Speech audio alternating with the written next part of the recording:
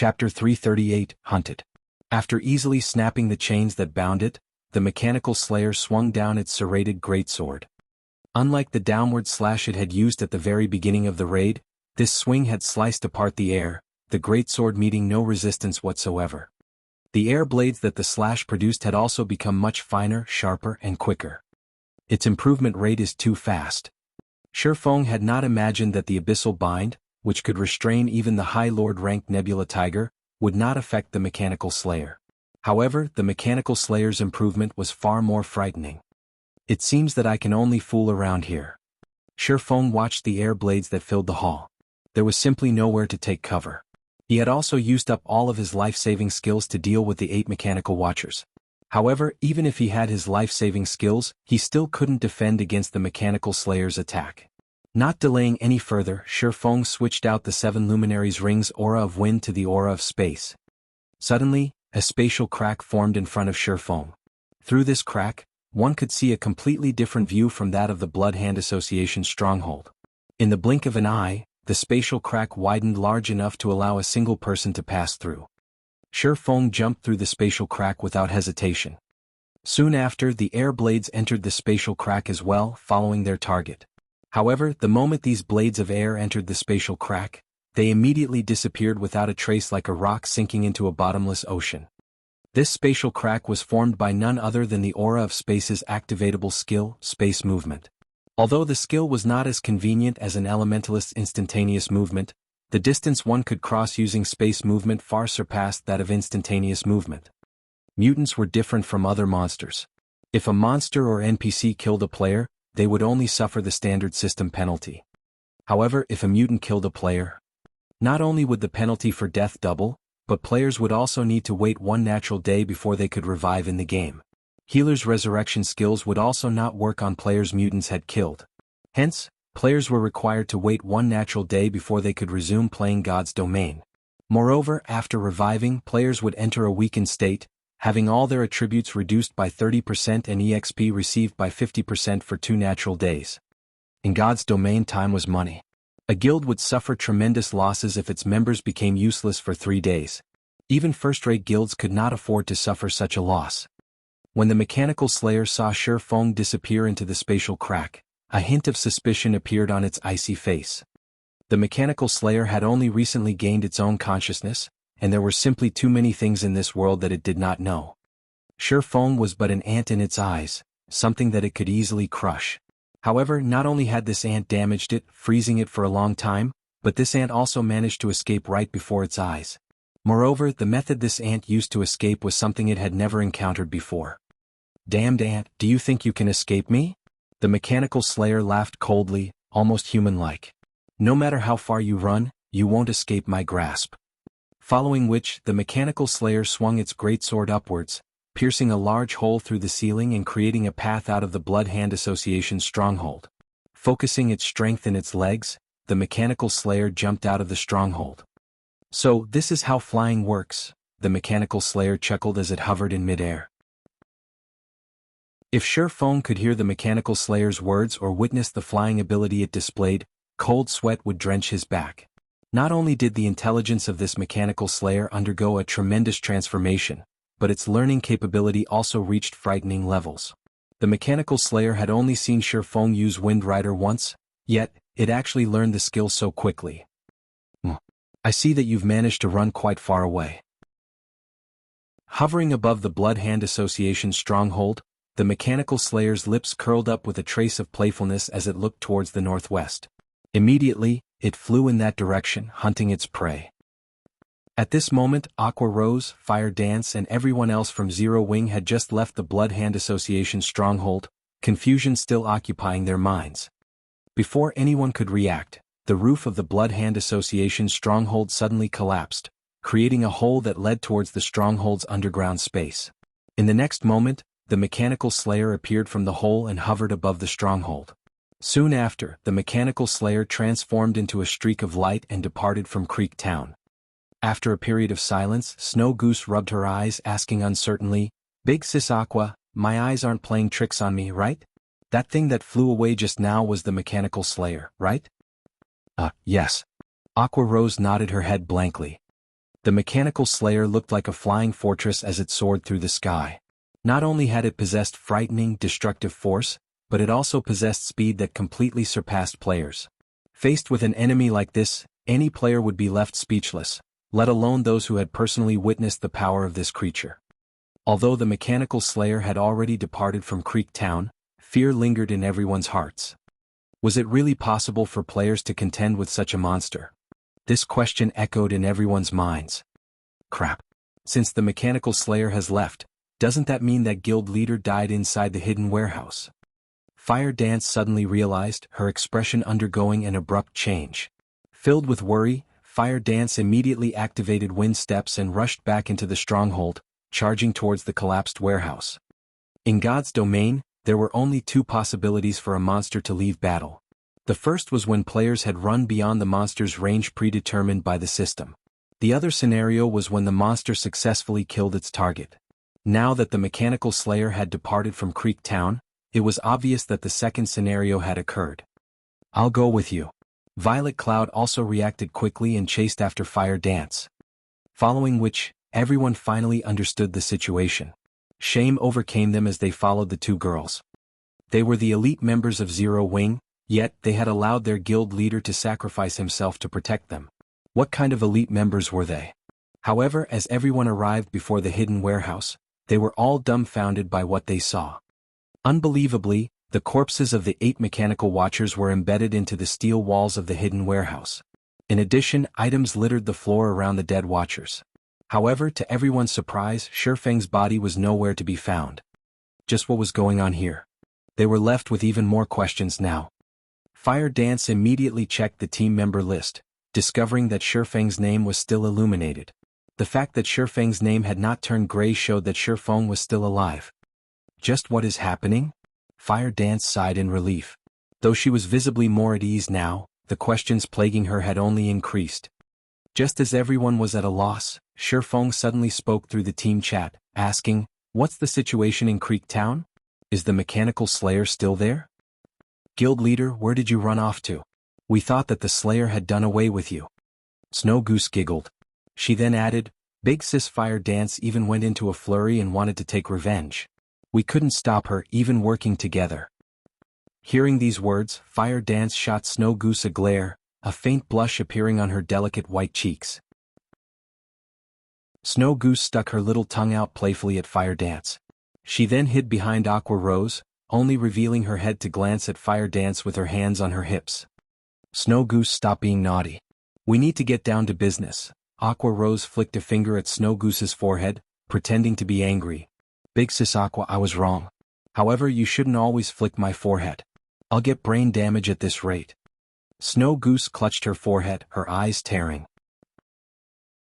Completely ignoring Snow Goose's spoiled act, Aqua Rose spoke through the team chat. Guild leader, the Blood Hand Association stronghold has been destroyed. Moreover, the mechanical slayer departed from Creek Town and flew towards the northwest. As I expected, it's still chasing after me. Shifeng pondered. He then smiled, saying, I guess it's good that it is coming after me.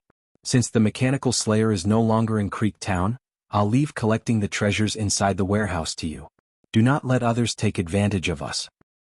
To undo the magic barrier protecting the treasures, they needed to get rid of the 8 mechanical watchers and the mechanical slayer. Now that all 8 mechanical watchers were dead, only the mechanical slayer remained. As long as the mechanical slayer died, the magic barrier would vanish. Meanwhile, now that the Blood Hand Association stronghold had been destroyed, the treasures had also been revealed. Sooner or later, the red names that had just revived or escaped previously would discover the treasure. As long as the magic barrier vanished, those bandits would not sit quietly and watch as their team looted the stronghold. They would take the opportunity to snatch some for themselves. Guild leader, please rest assured. How could anything belonging to our Zero Wing be that easy to steal? Aqua Rose said, a chilling glow flashing in her eyes. Following which, Shifeng began to flee once more. Space movement had a maximum range of 300,000 yards, which was only around 1 or 2 leveling zones. However, Creek Town was located at the borders of the White River City region. There were no other towns in its vicinity. Even if there were, though, the forces there would not be enough to stop the mechanical slayer. Right now, White River City was the only location that could fend off the mechanical slayer. Thus, Shifeng used space movement to arrive at the closest teleportation point, teleporting to White River City. After arriving at White River City, before Shifeng even stepped out of the teleportation magic array, he discovered a commotion going on at the entrance of the teleportation hall. At this moment, there were many guild players surrounding the entrance of the teleportation hall, and every one of them acted overbearingly. Chapter 339, Making an Enemy Out of Everyone. What's going on in White River City? Shifeng thought as he looked at the overbearing crowd blockading the entrance of the teleportation hall. Do they recognize me somehow? However, Shifeng quickly rejected this idea, realizing that he should not be this crowd's target. In order to avoid attracting attention, Shifeng donned the black cloak before he teleported to White River City, hiding both his appearance and ID. Moreover, he had not told anyone of his whereabouts, so why would anyone expect him? Furthermore, this was the teleportation hall of White River City. What reason was there to blockading this place? The White River City guards were not just for show. Hence, Shifeng was sure that these guilds occupied the teleportation hall for some other purpose. Interesting. I wonder what sort of evil plan these guilds have this time? Shifeng revealed a faint smile as he walked towards the entrance of the teleportation hall. Currently, Zero Wing was like the sun at noon. Naturally, many guilds would feel insecure about losing their position, so it was normal for them to take action. At this moment, the entrance of the teleportation hall was filled with noise. Several guilds had gathered, many of which were third-rate guilds. Even the members of Dark Star and World Dominators, 2 of the top 6 guilds of White River City, were present. What are you guilds trying to do here? Didn't we tell you already that we're not interested in joining you? A female guardian knight growled in annoyance. The woman was an extraordinary beauty with bright eyes. Lady, don't say that. Interest is something that can be nurtured. Your disinterest is simply because you don't fully understand us right now. I believe that as long as we spend some time together, your enthusiasm in joining us will grow, a level 18 male assassin insisted, laughing. The assassin was fully geared with mysterious iron equipment. After the male assassin spoke, the tens of players behind him tightened their blockade of the entrance with no intentions of letting anyone get past them. Are all guilds in White River City like you guys? The female guardian knight said as she wrinkled her brows. Haha, don't misunderstand us. We aren't forcing you to join any of the guilds present. If you aren't interested in joining any of us, you only need to pay a 5 silver coin service fee. After all, you can't expect us to make a trip here for nothing. The male assassin chuckled coldly. You all are going too far. In a fit of rage, the female guardian knight unsheathed her saber and shield. Although her equipment was a mix of common and bronze rank, her level of 17 was not to be underestimated. Currently, the majority of players were only level 13, and few among the average players had reached level 14. Those who managed to reach level 15 were all veteran players. As for those who were level 16 or above, such players were usually the elite members of guilds. The fact that an independent player like the female guardian knight had managed to reach level 17 showed that she possessed definite abilities. What? You want to challenge me? Come at me then. I'll even stand here and let you hit me. Hit me if you can. The male assassin laughed arrogantly. He even took the initiative to move closer towards the female guardian knight's saber. You shameless bastard. Although the female guardian knight was furious, she did not take action. They were in White River City. If she attacked first, the guards would capture or kill her. Yet, with so many people blocking the entrance, there was simply no way to leave the building. However, she was also unwilling to pay these bastards. To teleport to White River City, they had spent a lot of money. Now, these guilds wanted to charge them a passage fee of 5 silver coins per person. That was practically everything an average player would have. Turtledove, don't let them get to you, a tall and sturdy male berserker said, pulling back the female guardian knight. Big brother Shadow Sword, they are simply too much. I need to teach them a lesson. At worst, the guards will just lock me up, the female guardian knight named Turtledove persisted, the expression on her face showing that she was not afraid of death. Thinking up to this point, Turtledove started growing anxious. Turtledove, my inconsideration has implicated you in this matter. In a moment I'll hold them off while you take the chance to escape. As long as you leave the teleportation hall, none of these guilds can do anything to you, Shadow Sword whispered to Turtledove. No. At worst we'll die together. Isn't it just losing some levels and equipment? It's not my first time suffering such a setback. Turtledove shook her head, tightening her grip on her saber.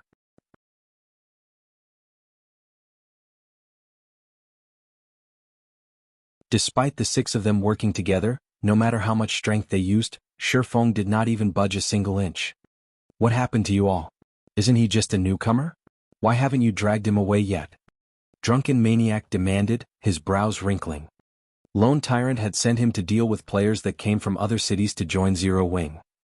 Due to Zero Wing's growing popularity, many players on the forums had expressed their intentions to migrate to White River City to join the up-and-coming guild. Faced with such a situation, the various guilds in White River City were unable to sit still. It was especially true for Dark Star and World Dominators.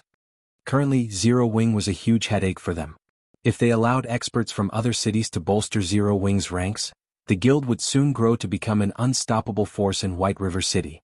Hence, many guilds decided to cooperate with each other and sent a few of their members with high reputation to occupy the teleportation hall. With so many guilds working together, even Zero Wing would not dare create conflict casually.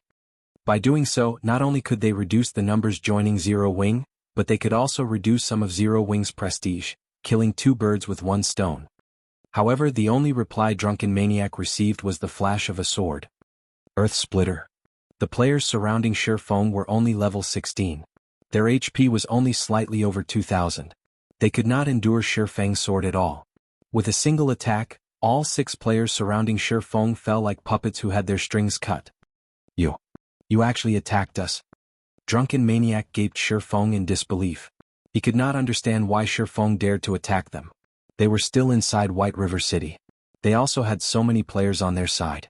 So, shouldn't Shifeng be on his knees, begging for mercy and allowing them to trample him? Meanwhile, Turtledove, who stood behind Shifeng, had her mouth open wide in shock. With her eyes fixed on Shifeng's back, she couldn't help but mutter in a low tone, "Who? Just who is he?" At this moment, Shadow Sword's expression turned solemn. He was not surprised by the fact that Shifeng had made a move.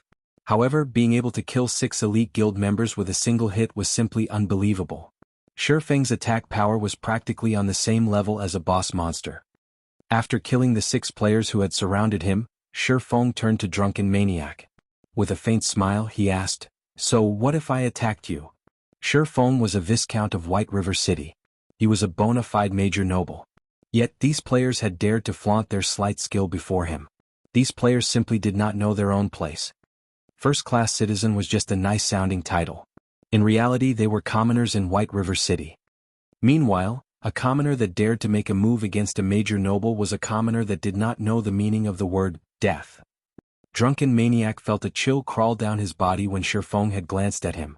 It was as if Shifeng were a towering giant that could easily stomp him to death. Involuntarily, Drunken Maniac retreated a few steps. However, when he thought of the many allies behind him, courage filled his heart. He then pointed at Shifeng with unflattering rage. "Brat, you're courting death. Since you dared to kill us within White River City, nobody in the entire city can save you now. It would be the same even if Black Flame were here right now. Brothers, kill him." Tens of Dark Star members charged at Shifeng. In the distance, over a dozen mages had also begun to chant their spells. In the next moment, however, everyone discovered that they were actually unable to use any of their skills. Immediately, Shifeng swung the abyssal blade and sent 3 arcs of lightning at the group charging at him, causing damages of over -1,000 points to appear 3 times over everyone's head. Under the lightning's might, none survived. At this moment, even a fool could tell that Shifeng was not a simple character. Originally, the members of the various guilds present had laughed at Shifeng for his foolishness. Now, however, no one laughed. Shifeng's first strike had killed 6 players, while his second had killed tens of players. At this moment, nobody dared to make even the slightest movement, deeply afraid that the next person to die would be themselves. "You said that it would be useless even if Black Flame were here. Well, I'm standing here right now. What you are going to do about it?" Shifeng removed the black cloak. He then smiled at Drunken Maniac once more, slowly advancing towards the assassin, step by step. Without the black cloak, everyone recognized him as Black Flame. Chapter 341, It Has Come. As long as one was from White River City, they would definitely recognize Black Flame. It's Zero Wing's guild leader, Black Flame. Why is he here? No wonder he's so strong. The various guild players present started panicking. If Shifeng were simply an expert from another city, at most they would feel a little nervous. After all, no matter how powerful Shifeng was, he could not contend with the entire city. However, Black Flame was different. Not only did the man possess astonishing strength, but he also had a powerful guild backing him up. You. Drunken Maniac retreated as he gaped at Shifeng, his eyes nearly popping out of their sockets. He had simply been sent here by his guild leader, Lone Tyrant, to harass some independent players. He would never have imagined that he would come across the famous, yet mysterious Black Flame of White River City. Not long ago, Black Flame had killed Lone Tyrant while surrounded by an army of thousands. Meanwhile, he only had a few hundred men. Moreover, in terms of combat power, he was far inferior to Lone Tyrant. So, how was he going to survive? Guild leader, you've really brought a calamity down on me this time. Drunken Maniac laughed bitterly in his heart. As for escape, although Drunken Maniac was arrogant, he was not a fool. Shifeng could have killed him with his previous strike. Yet Shifeng had not done so. Why? It was because, to Shifeng, taking his life would be as easy as shooting fish in a barrel. I really did not expect guild leader Black Flame to pay us a visit. Although I know that I am certainly not strong enough to challenge you, if guild leader Black Flame wishes to kill me, I will not resist. However, I stand here today as not just the representative of Dark Star, but also the many guilds in White River City. Guild leader Black Flame, you should know that by killing me, Zero Wing will show its opposition to the many guilds present today. Drunken Maniac did not wish to die. Moreover, the support of so many guilds standing by him emboldened and strengthened the assassin. However, although Drunken Maniac's words sounded awe-inspiring and many guilds stood by his backup, Shifeng's footsteps did not stop. Guild leader Black Flame, our guilds have chosen Drunken Maniac as our representative here today. If you kill him, your actions will offend our guilds. So, I hope guild leader Black Flame will think things through. That's right, that's right. Although Zero Wing is powerful in White River City, we are not that easily bullied. Moreover, nobody will benefit from a life-and-death struggle. Guild leader Black Flame, you have to think it through carefully. Guild leader Black Flame, in my opinion, you should just let bygones be bygones. Wouldn't it be better if both sides take a step back? Why must you push the situation to an impasse? Neither party will benefit from such a situation. Zero Wing only has around 5,000 members. However, our guild's combined numbers exceed 100,000. Even if experts are aplenty in Zero Wing, could each of these experts take on 20 people by themselves? After one person stood up Shifeng, the other guilds also started to voice their opinions. Although these guild players' persuasion attempts seemed gentle, in reality, they were using another method to strike at Zero Wing. If Shifeng did not retaliate today, it would mean that Zero Wing's invincible momentum had finally broken. To outsiders, it would look as if Black Flame had admitted defeat. At that time, even without their guilds hindering players from other cities from joining Zero Wing, those players might give up on Zero Wing due to their disappointment in the guild. At this moment, Turtledove and Shadow Sword, who stood behind Shifeng, still wore shocked expressions. They never thought that the stranger who willingly lent them a hand when they were in trouble would actually be the guild leader of Zero Wing. Meeting the mysterious guild leader of Zero Wing was more difficult than winning the lottery in reality. After all, there was simply too many players in White River City. Yet, they had actually encountered him. However, resentment began to fill their hearts as they listened to the many guilds. These people are just a bunch of trash. Turtledove did not originally have a positive opinion of these guilds. Now that opinion had only grown worse. Shadow Sword nodded his head in agreement. This was why he did not wish to join these guilds. These guilds only knew how to use underhanded tactics to reap the greatest benefits. To these guilds, today's enemies may be tomorrow's friends. In Shadow Sword's eyes, these guilds were simply despicable.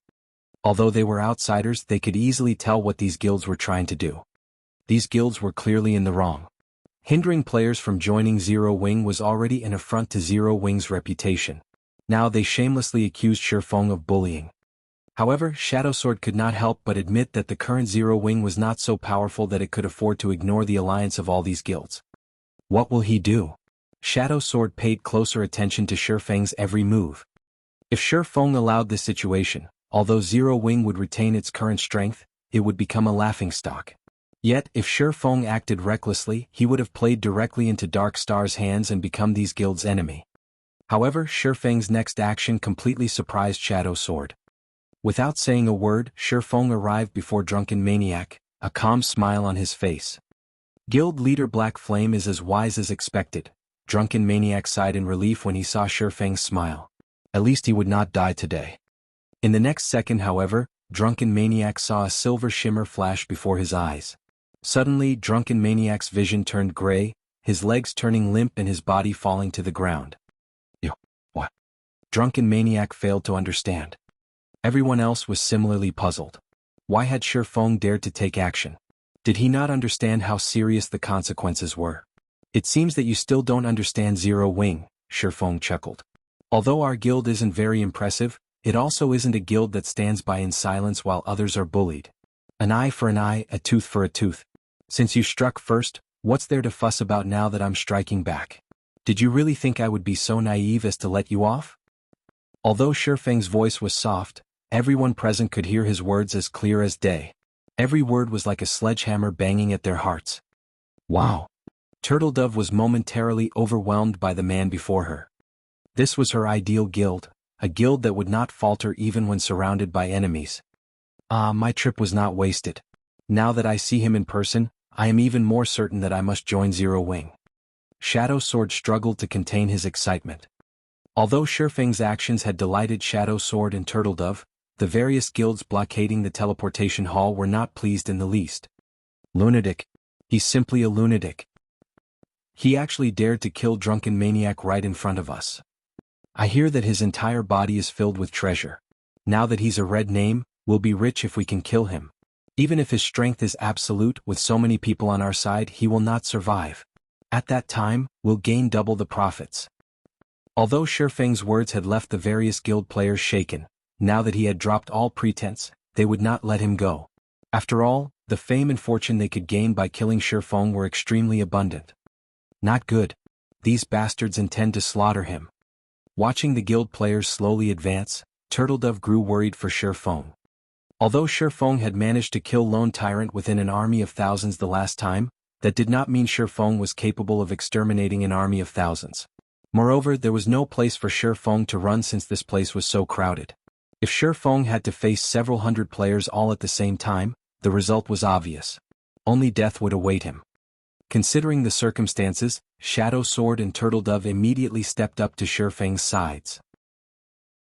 They were both prepared to enter battle with Shifeng. Just as the battle was about to start, the sound of an explosion came from the outside of the teleportation hall, the massive boom echoing throughout the entire building. Before anybody realized what had happened, another series of explosions resounded. Moreover, the sounds were getting louder and louder, so much so that everyone in the teleportation hall could feel the ground tremble. It certainly arrived quickly.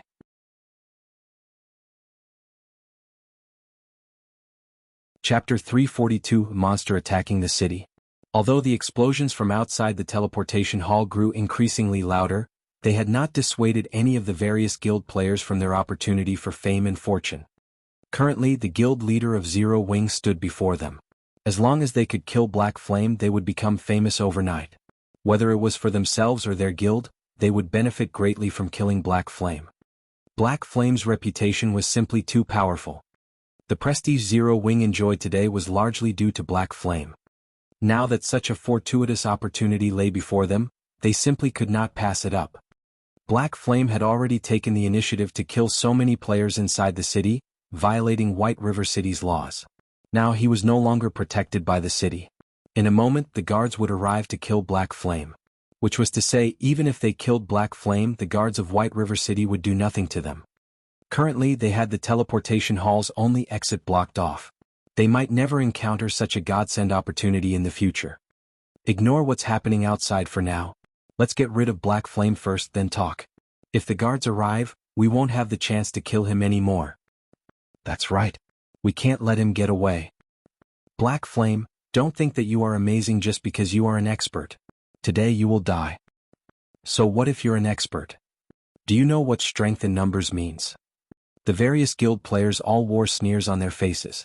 Obviously they no longer held any respect for Shifeng. There was only greed and highly inflated confidence in their eyes right now. Guild leader Black Flame, I'll attract their attention in a moment, so take the chance to escape, Shadow Sword said as he suddenly moved in front of Shifeng. Shifeng looked at Shadow Sword strangely. Previously, Shifeng had not been too concerned about Shadow Sword as he had focused on the situation itself. Now that he took a closer look at Shadow Sword, he suddenly discovered that this person was not as simple as he seemed.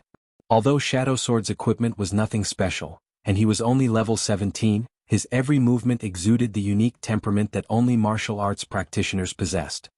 Although I had never heard of an expert named Shadow Sword in the past, this person is still quite interesting.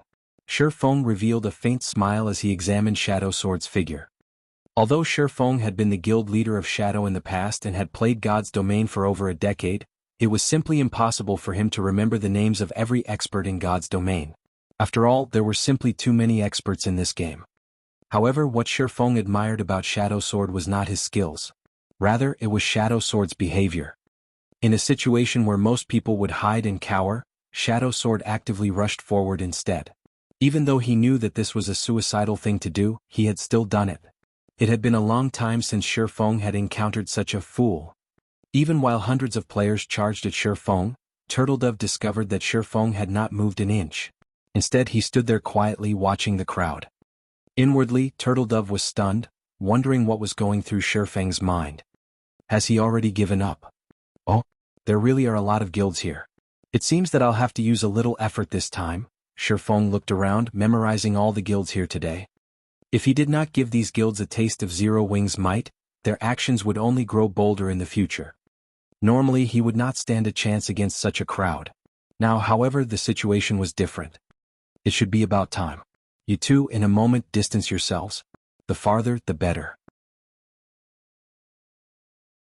One of the level 16 berserkers who led the charge smiled disdainfully. Lifting his battle axe, he used charge and took the lead to hack at Shifeng. The giant battle axe carried a strong wind with it as it descended. Originally, the berserker thought he could repel Shifeng with a single attack. In the next moment, however, this level 16 berserker finally realized what true strength was. Making a casual swing with the abyssal blade, Shifeng slashed at the steel battle axe, sending both the axe and the berserker flying. Following which, Shifeng charged towards his incoming opponents like a bullet, crashing into and dispersing the crowd. Is he a monster? Turtledove was dumbfounded. The players from the various large guilds were also momentarily stunned. However, they quickly recovered their wits. Mages, kill him.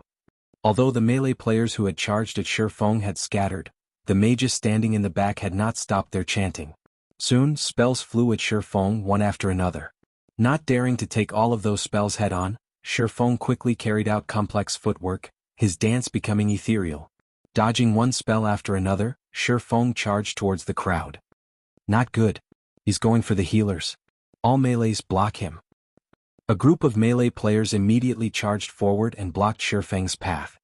However, their attempt was futile. Shifeng was currently level 24, and most of the equipment he wore was fine gold rank or above. All of his attributes far surpassed these level 16 and level 17 melee players. With ease, Shifeng plowed through all obstacles before him. Sword flashes enveloped these players. Even though these players had skills that could block attacks, their bodies could not keep up and react appropriately. Hence, Shifeng eliminated them easily. Moreover, as Shifeng weaved his way through the crowd, the ranged mages were unable to hit the swordsman. There was always someone Shifeng could use as a shield, taking the hits for him. Even if some players used targeted control skills on him, Shifeng possessed the Aura of Spaces effect that made him immune to all control effects. You melees are too stupid. Don't you know how to get out of the way? Crap, you mages are the idiots. Why can't you aim properly? Fresh blood splashed through the air. After the death of over a dozen people, the various guild players grew fretful, and they began to bicker amongst themselves. Why are you so anxious? Can't you all see that Black Flame's HP has fallen by quite a bit? He doesn't have a healer. He won't last long. At this time, a sturdy and robust-looking guardian knight stepped out from within the teleportation hall. Several hundred guild players followed him as well. Guild leader Lone Tyrant, why are you here? Everyone present immediately recognized the guardian knight. At this moment, Lone Tyrant no longer possessed his previous calm. Now, as if possessed by a devil, both of his eyes glowed with a crimson light. When Lone Tyrant discovered Shifeng's appearance in the teleportation hall, he immediately used a return scroll and rushed back to White River City. His previous death at Shifeng's hands had been an utter disgrace. Afterward, he had been forced out of the ranking list. At this moment, Lone Tyrant's hatred for Shifeng was deeper than an ocean. Black Flame, today you will die. Everyone charge. Lone Tyrant laughed madly as he watched Shifeng fight. Kill? Suddenly, several hundred Dark Star elite members charged at Shifeng. This Lone Tyrant sure has good timing. Shifeng could not help but wrinkle his brows. Currently, although he still had over 70% of his HP remaining, he would not last long if he had to face an additional mob of several hundred Dark Star elite members. It seems that I can only retreat for now.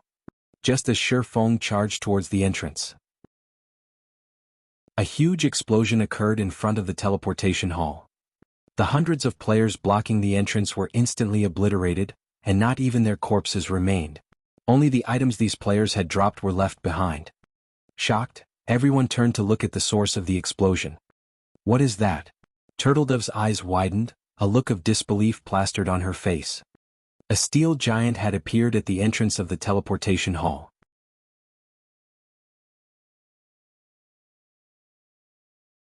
Chapter 343, Slaughter Time.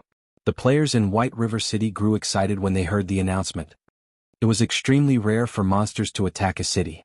Furthermore, they could obtain bountiful rewards and witness experts' techniques. These factors alone were reason enough for players to involve themselves. Let's head over to the city gates and have a look. We won't get any rewards if we let the guards wipe out all of the monsters. I heard that a monster has appeared at the teleportation hall. Hopefully they haven't killed it already. Let's hurry to the teleportation hall then. Immediately, groups of players resting inside bars and hotels started running towards the teleportation hall, which was only a short distance away from White River City's gates. At this moment, silence filled the inside of the teleportation hall. The steel giant that had suddenly appeared currently captivated everyone's attention. Mechanical Slayer, Mutant High Lord rank. Level 50. HP 40, 000, 000/40, 000,000. Compared to the first time Shifeng had seen it, the Mechanical Slayer's current HP had undergone an earth-shattering change. Its HP of 40 million shook the players inside the hall, despair seeping through the crowd. Moreover, the Mechanical Slayer had killed over 100 players with a single attack. Any player who witnessed this scene would feel one thing: fear. However, what surprised everyone was that the steel giant's gaze was locked on Black Flame. It was clear that the steel giant's words, "finally found you," were meant for famed guild leader. But why was such a powerful monster looking for Black Flame? This question filled everyone's minds. Why would a level 50 High Lord appear here? Lone Tyrant looked at the Mechanical Slayer that had suddenly appeared, feeling greatly astonished. This was also the first time Lone Tyrant had heard of or seen the rank Mutant High Lord.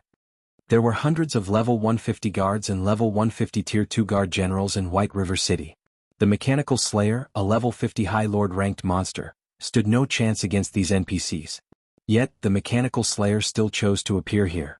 Such a situation was simply unbelievable. However, what was even more surprising was the Mechanical Slayer's performance and actions. Its speech, which carried a playful tone, was nothing like a monster. In Lone Tyrant's opinion, the Mechanical Slayer seemed more like a haughty and overbearing player than a monster. These factors revealed that this Mutant High Lord was definitely more powerful than an ordinary High Lord ranked monster.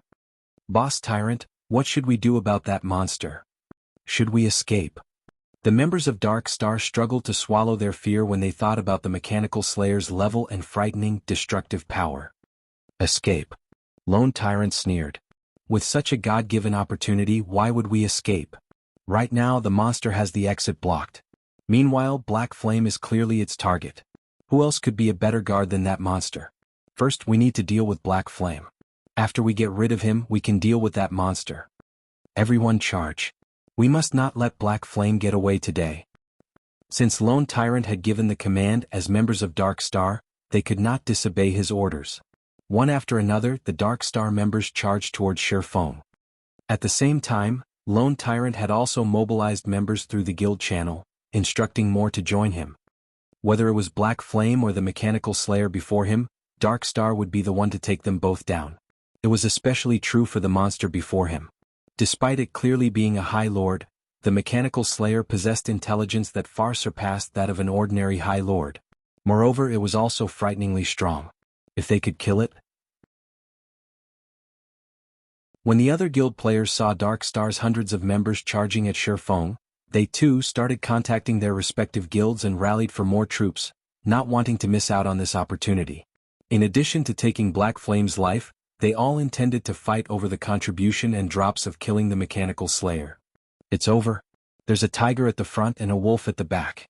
I told him that he should have escaped earlier. It's too late now. Turtledove panicked when she saw their opponents surrounding Shifeng.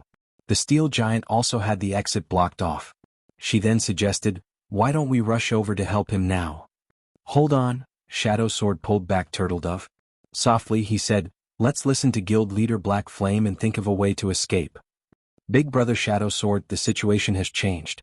He will die if we don't help him," Turtledove said. "Even if we try to help, what can we actually do?" Shadow Sword shook his head. Although he wished to help Shifeng as well, a dark feeling had surfaced in his heart.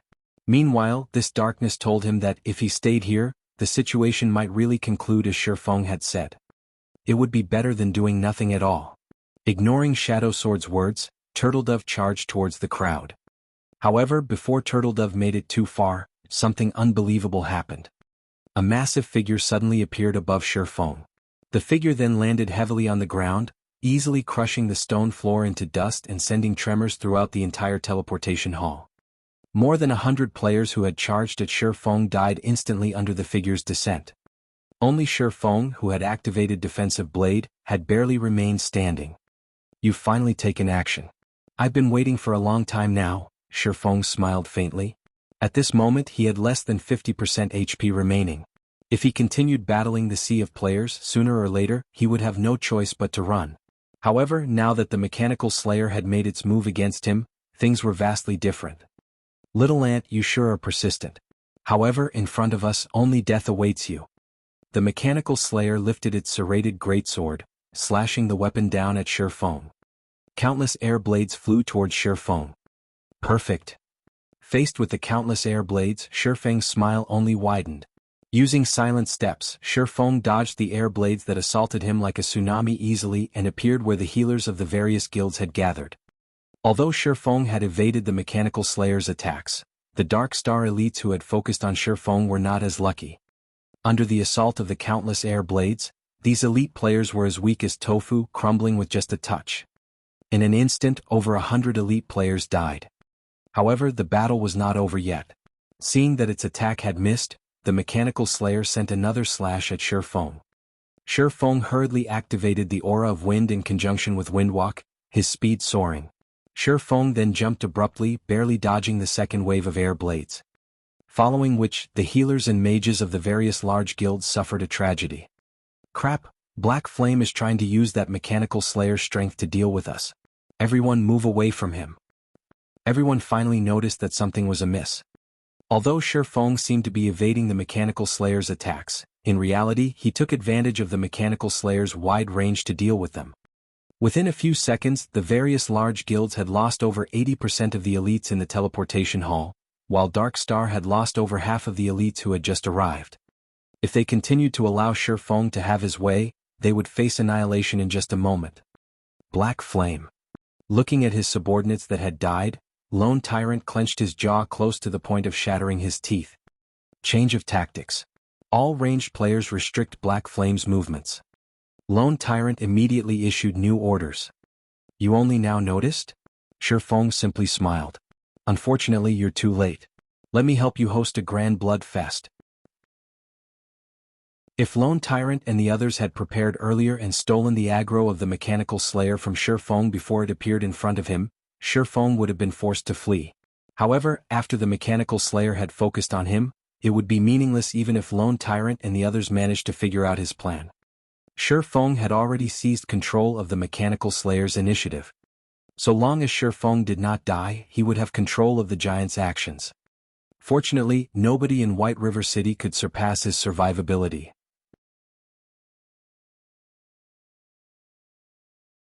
Chapter 344, Unstoppable. Although Shifeng's survivability was impressive, when faced with a level 50 mutant High Lord, not even he could last long. After all, the gap between them was simply too wide.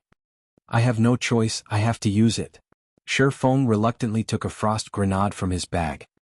Immediately, the mechanical slayer slid to a halt, its glowing red eyes glaring at the frost grenade in Shifeng's hand. The mechanical slayer was very familiar with the frost grenades. Shifeng had once used these frost grenades to freeze it for a long period of time, rendering it helpless. Ha, it seems that it remembers, Shifeng laughed when he saw the mechanical slayer's reaction. However, Shifeng had no hope that the frost grenades would scare the mechanical slayer for too long. Taking advantage of the mechanical slayer's hesitation, Shifeng took a step forward and dashed towards Darkstar's mages. Damn. All mages, fire everything you have at him. Don't let him get close. Lone Tyrant shouted. One after another, spells flew towards Shifeng in quick succession. Frost arrows, ice spheres, ice walls, spiritual bondage and other control skills aimed for Shifeng. Meanwhile, the mechanical slayer behind Shifeng had finally responded. Immediately, it threw the serrated greatsword in its hand at Shifeng. The greatsword generated a sonic boom as it flew, punching a hole through the air. The sword was so fast that it was impossible for anyone to dodge it. On one side there were the numerous spells players had cast, and on the other, there was the mechanical slayer's greatsword. Shifeng could not afford to be careless. Immediately he used Phantom Kill, creating a doppelganger of himself 10 yards away from his main body. Just as the serrated greatsword was about to skewer him by the skin of his teeth, he swapped positions with his doppelganger. Shifeng's doppelganger was utterly powerless against the serrated greatsword, dying instantly. However, even after killing Shifeng's doppelganger, the greatsword did not slow and soared towards the Darkstar mages. Before the members of Darkstar could react, the greatsword plunged itself into the crowd. An explosion blossomed as the weapon crashed into the ground, creating a massive hole in the teleportation hall's floor. Following which, with the greatsword as the epicenter, shockwaves radiated throughout the surroundings. A single shockwave had decimated all players within a 30-yard radius. From this, Shifeng once more witnessed just how terrifying a mutant was. Meanwhile, Shadow Sword and Turtledove, who now hid in a corner, were dumbfounded by what they saw. Big Brother Shadow Sword, are all High Lords so powerful? Turtledove asked in shock. According to my knowledge, there is not a single High Lord as powerful as this mechanical slayer. It seems that Guild Leader Black Flame's command to withdraw was not without reason. Shadow Sword watched Shifeng in the distance, a hint of admiration appearing on his face. Although the mechanical slayer's combat power was horrific, it did not possess the techniques to utilize it fully. Shifeng, on the other hand, was different. Not only did he possess a firm grasp of his surroundings, but he also possessed meticulous dodging techniques. It was precisely what he, Shadow Sword, aimed to learn. If I join Zero Wing in the future, won't I be able to learn many more techniques from him? An idea suddenly occurred to Shadow Sword, and his determination to attend Zero Wing's next recruitment increased. He must join Zero Wing. While Shadow Sword and Turtledove admired Shifeng, Lone Tyrant's anger grew rampant. With a single attack, the mechanical slayer had slaughtered over 100 Darkstar elites. Damn that Black Flame. Have the others not arrived yet? Lone Tyrant bellowed. Guild Leader, the closest members number around 4,000, and they are rushing to join us. With some time, there should be no problems boosting that number to 10,000, one of Lone Tyrant's subordinate reported. Lone Tyrant nodded, wearing a satisfied smile as he said, "Good. Tell the team to buy us some time. Also, send someone to Zero Wing's side to check for any movements. With so much commotion, they won't stand silently by." By the time everyone had gathered, whether it was Black Flame or the mechanical slayer, all would be his for the taking. At this moment, the members of Darkstar and the other guilds began to dart around. Wherever Shifeng appeared, these players would run in the opposite direction, playing the mouse to Shifeng's cat. Just as Shifeng used the frost grenades to pin the mechanical slayer down and manipulate the monster's strength to kill the members of Darkstar and the various guilds, the level 150 guards of White River City had finally arrived at the teleportation hall. Over 100 guards stormed the teleportation hall. Among them, there was a level 150 Tier 2 guard general, as well as plenty of Tier 1 guard captains. These NPCs stood neatly in order, surrounding the teleportation hall. The guards are here. We're saved. The players present released a sigh of relief at the guards' arrival. Borrowing the mechanical slayer's strength, Shi Feng had killed countless of their allies. If they had not continuously avoided him, they would have long since died under Shi Feng's demonic claws. Good. Now that the guards are here, when they pin down this monster, they will attract its aggro. We'll see how arrogant you are then. When my men arrive, we'll introduce you to death. Lone Tyrant laughed coldly as he watched Shi Feng dodge the mechanical slayer's attacks. At this moment, however, Shi Feng also revealed a smile. Immediately, he dashed out of the teleportation hall, holding nothing back while doing so. Meanwhile, under the Tier 2 Guard General's command, the guards started their assault on the mechanical slayer. The NPCs were uniformly level 150. The ordinary guards possessed 800,000 HP, the Tier 1 Guard Captains possessed 1,600,000 HP, and the Tier 2 Guard General possessed 2,400,000 HP. To players, these guards were invincible. These guards only needed a single strike to kill a level 50 player instantly. Hence, in everyone's eyes, a level 50 monster stood no chance against these NPCs. The same went for the Mutant High Lord with 40 million HP. Unfortunately, mutants were different. When the level 150 ordinary guards attacked the mechanical slayer, the highest damage they had dealt was only around -1,000 points. Even the level 150 Tier 1 Guard Captains only managed to deal around -3,000 damage to the mechanical slayer. As for the most powerful level 150 Tier 2 Guard General, he could only deal around -10,000 damage. Such damages were barely a scratch to the mechanical slayer's 40 million HP. Indeed, just like Lone Tyrant had predicted, the mechanical slayer's attention immediately switched towards the Tier 2 Guard General. Following which, the mechanical slayer swung its serrated greatsword at the Guard General, while the Guard General responded quickly by raising his spear to defend against the attack. Boom. The attack threw the level 150 Guard General into a wall. The mechanical slayer then brandished its greatsword repeatedly, creating a storm that engulfed the entire teleportation hall. In retaliation, the other guards began a frenzied assault on the mechanical slayer. After a short moment, the entire teleportation hall had changed beyond recognition.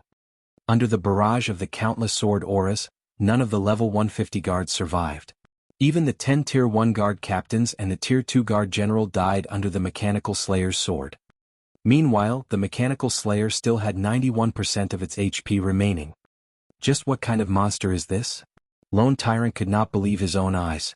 Before today, players had believed that these NPC guards were invulnerable, yet they had all been annihilated, while the mechanical slayer remained healthy.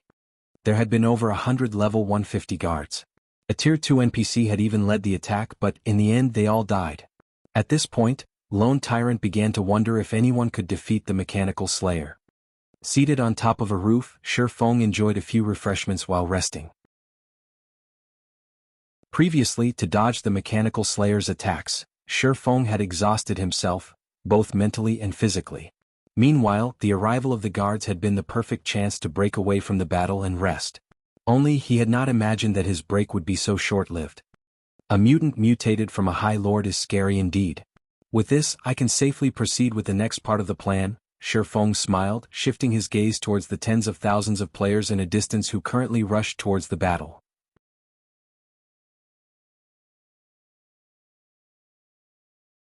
Chapter 345, Storm Domain. Look, there's a monster over there. It's massive. Wait, why does a level 50 High Lord possess 40 million HP? This is the most powerful High Lord I've ever seen. I wonder what items it will drop after it dies? At the very least, it should drop some fine gold items, right? Are all of you blind?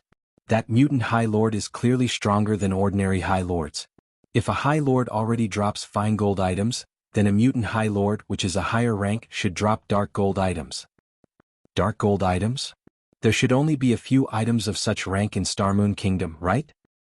At this moment, the many players in White River City had started to gather at the teleportation hall. A sea of players covered the nearby streets, all of them watching the mechanical slayer with hungry gazes. These players considered the mechanical slayer to be a field boss that could be easily killed. Meanwhile, among this sea of players, there was actually not a single Zero-Wing member to be found. Shi Feng had long since informed his guild that they were not allowed to participate in this battle. Shi Feng's reason was not due to lack of interest in the loot of the mechanical slayer. Instead, he understood that they would only throw away their lives by joining this battle. Guild leader Tyrant, our men have arrived. Good. The mechanical slayer belongs to us. Tell everyone to spread out and take positions. None of the melees are allowed to approach the mechanical slayer. Ranged players should distance themselves from the mechanical slayer and attack from maximum range. Let the other players draw the aggro and die for us. As for the melee players, have them aim for Black Flame. We must not let him escape. Although Lone Tyrant was shocked by how powerful the mechanical slayer was, such a powerful monster also represented a ridiculous amount of valuable loot. Despite the fact that Dark Star only had several thousand members present, its main army was on its way. In addition to the other guilds and independent players of White River City, the final number of players they could gather would exceed 200,000. Currently, if the players present attacked the mechanical slayer, most of their attacks would either deal -1 damage or Mississippi. Even so, this mechanical slayer with 40 million HP would not survive for long under the continuous assault of 200,000 players. Moreover, there weren't just 100 or so guards in White River City. In time, the city would send more guards into the fray. In a way, the mechanical slayer's death was a guarantee. It was only a matter of who would obtain the loot of the mechanical slayer after it died. At the same time Dark Star took action, the other guilds also initiated their assault. After witnessing the power of the mechanical slayer, only ranged players dared to attack it. As for those remaining, they all swarmed after Shifeng. Only those who had just arrived and were unclear of the situation dared approach the frightening mechanical slayer. That Lone Tyrant sure is concerned about me. Even now he still sends so many after me. Standing on top of a roof, Shifeng had obtained a clear view of the battle. Since they wish to come, let's increase the violence. Immediately Shifeng dashed towards Dark Star's army. Although countless spells and arrows barraged the mechanical slayer, a majority of these attacks were a miss, and only a small number managed to deal a mandatory -1 damage. Hence, Shifeng was still the slayer's main target. Due to the large number of players standing in between it and Shifeng, the mechanical slayer wielded its sword, massacring everything in its path. Every time the mechanical slayer swung its serrated greatsword, swaths of players died. This scene caused the witnessing players to shiver in fear. However, it was precisely because of these players that the mechanical slayer's speed was greatly reduced, allowing Shifeng to have an easier time dodging. Meanwhile, when the members of Dark Star saw that Shifeng quickly approached them, ridiculing sneers started appearing on their faces. This black flame must have damaged his head. Instead of running away from us, he actually dares to run in our direction. Is he that eager to die? Isn't that better? He's saving us the time of chasing after him. However, just as the members of Dark Star mocked Shifeng for his stupidity, Lone Tyrant angrily bellowed in the guild channel. You bunch of trash, run. Get away from Black Flame. Don't let him come close to any of you. The command confused Lone Tyrant's subordinates. Initially, Lone Tyrant had commanded them to surround Shifeng, yet now he told them to run as soon as they saw Shifeng. However, Lone Tyrant's reminder was useless. Shifeng had already arrived before the members of Dark Star. Meanwhile, the mechanical slayer's greatsword descended towards Shifeng. Using silent steps, Shifeng reappeared beside a player 20 yards from his original position, deftly avoiding the mutant's fatal strike. After a series of dodges, almost 90% of the thousands of Dark Star members who had encircled Shifeng died, and only a few with dazed expressions remained. Lone Tyrant trembled in anger. Thousands of members had died just like that. Lone Tyrant was greatly confused. He could not understand why the mechanical slayer so vehemently chased Shifeng. Just what had Shifeng done to it before this? Right now, with Shifeng's high-speed movements, it was simply impossible for any ranged players to land an attack on him. Yet, if the melee players approached Shifeng, the shockwaves of the slayer's attacks would slaughter them. With the mechanical slayer's aggro locked onto Shifeng, he was practically a walking bomb. However, Lone Tyrant could not stop Shifeng. Even with so many players, none of them could pin down Shifeng. If someone could have pinned him down for just a moment, Shifeng would have long since died. At this moment, Lone Tyrant finally realized the great importance of top-tier experts to a guild. Even if he had an army of thousands, the role they could play in this sort of battle was far inferior to top-tier experts. Damn Black Flame. Lone Tyrant cursed loudly as he watched his guild members die in waves. At this moment, Lone Tyrant no longer looked like the guild leader of a powerful guild. Instead, he looked more like a shrew shouting abuse on the street. Lone Tyrant's performance left witnesses stupefied. It turned out that even the guild leader of Dark Star had such a side to him. One could just imagine how helpless and infuriated Lone Tyrant felt at this moment. As for the other guild leaders watching this at this moment, rather than expressing ridicule, they all wore gloomy expressions. Their guilds were in the same boat as Dark Star. After Shi Feng finished dealing with Dark Star, he would certainly turn his blade in their directions. So, how could they possibly feel happy over Lone Tyrant's miserable fortune? Why don't we admit our mistakes and apologize to guild leader Black Flame? Are you kidding me? If all of our guilds lower our heads to Zero Wing, how are we supposed to succeed in White River City in the future? But if we don't apologize, what will we do if he retaliates against us? Wait, look over there. More guards have shown up. While the guards deal with the Mechanical Slayer, we can work together to get rid of Black Flame. With so many on our side, Black Flame can't survive regardless of how powerful he may be. As long as he dies, Zero Wing will lose its momentum in becoming the overlord of White River City. At that time we might still be able to thrive. Watching the hundreds of guards who had already surrounded the Mechanical Slayer, the guild leaders of the various large guilds agreed with the logic. Black Flame's death would be a huge blow to Zero Wing's prestige. If unrated guilds like them wished to thrive, they could not allow a single guild to obtain an absolute advantage in White River City. Currently Zero Wing was like the sun at noon. If they allowed the guild to continue, sooner or later, they would stand no chance against Zero Wing at all.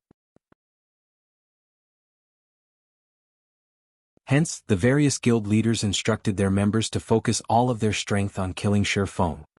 Shi Feng wrinkled his sharp brows when he saw the NPC guards charge at the Mechanical Slayer and the various guilds who took action.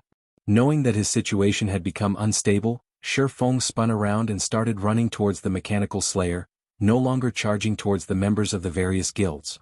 Within a moment, everyone from the various guilds had surrounded both Shi Feng and the Mechanical Slayer. However, these guild players had finally wisened up. Instead of recklessly rushing forward to attack Shi Feng, they allowed the ranged players to attack him as they slowly tightened their circle around him, forcing Shi Feng into a constant retreat. Just as Shi Feng was about to enter the Mechanical Slayer's attack range of 30 yards, the Mechanical Slayer's HP fell to 80%. Suddenly, its eyes shone a bright red, and clasping its greatsword with both hands, the mutant slammed the weapon into the ground. Naturally, Shi Feng understood what the Mechanical Slayer intended to do. This was none other than the Mechanical Slayer's ultimate move, Storm Domain. The skill had a radius of over 100 yards, and even his level 50 Tier 1 guards had died from a single hit.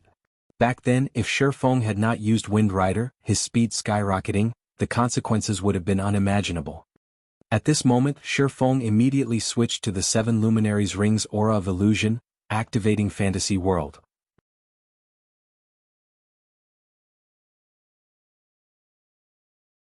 Chapter 346, Great Wizard.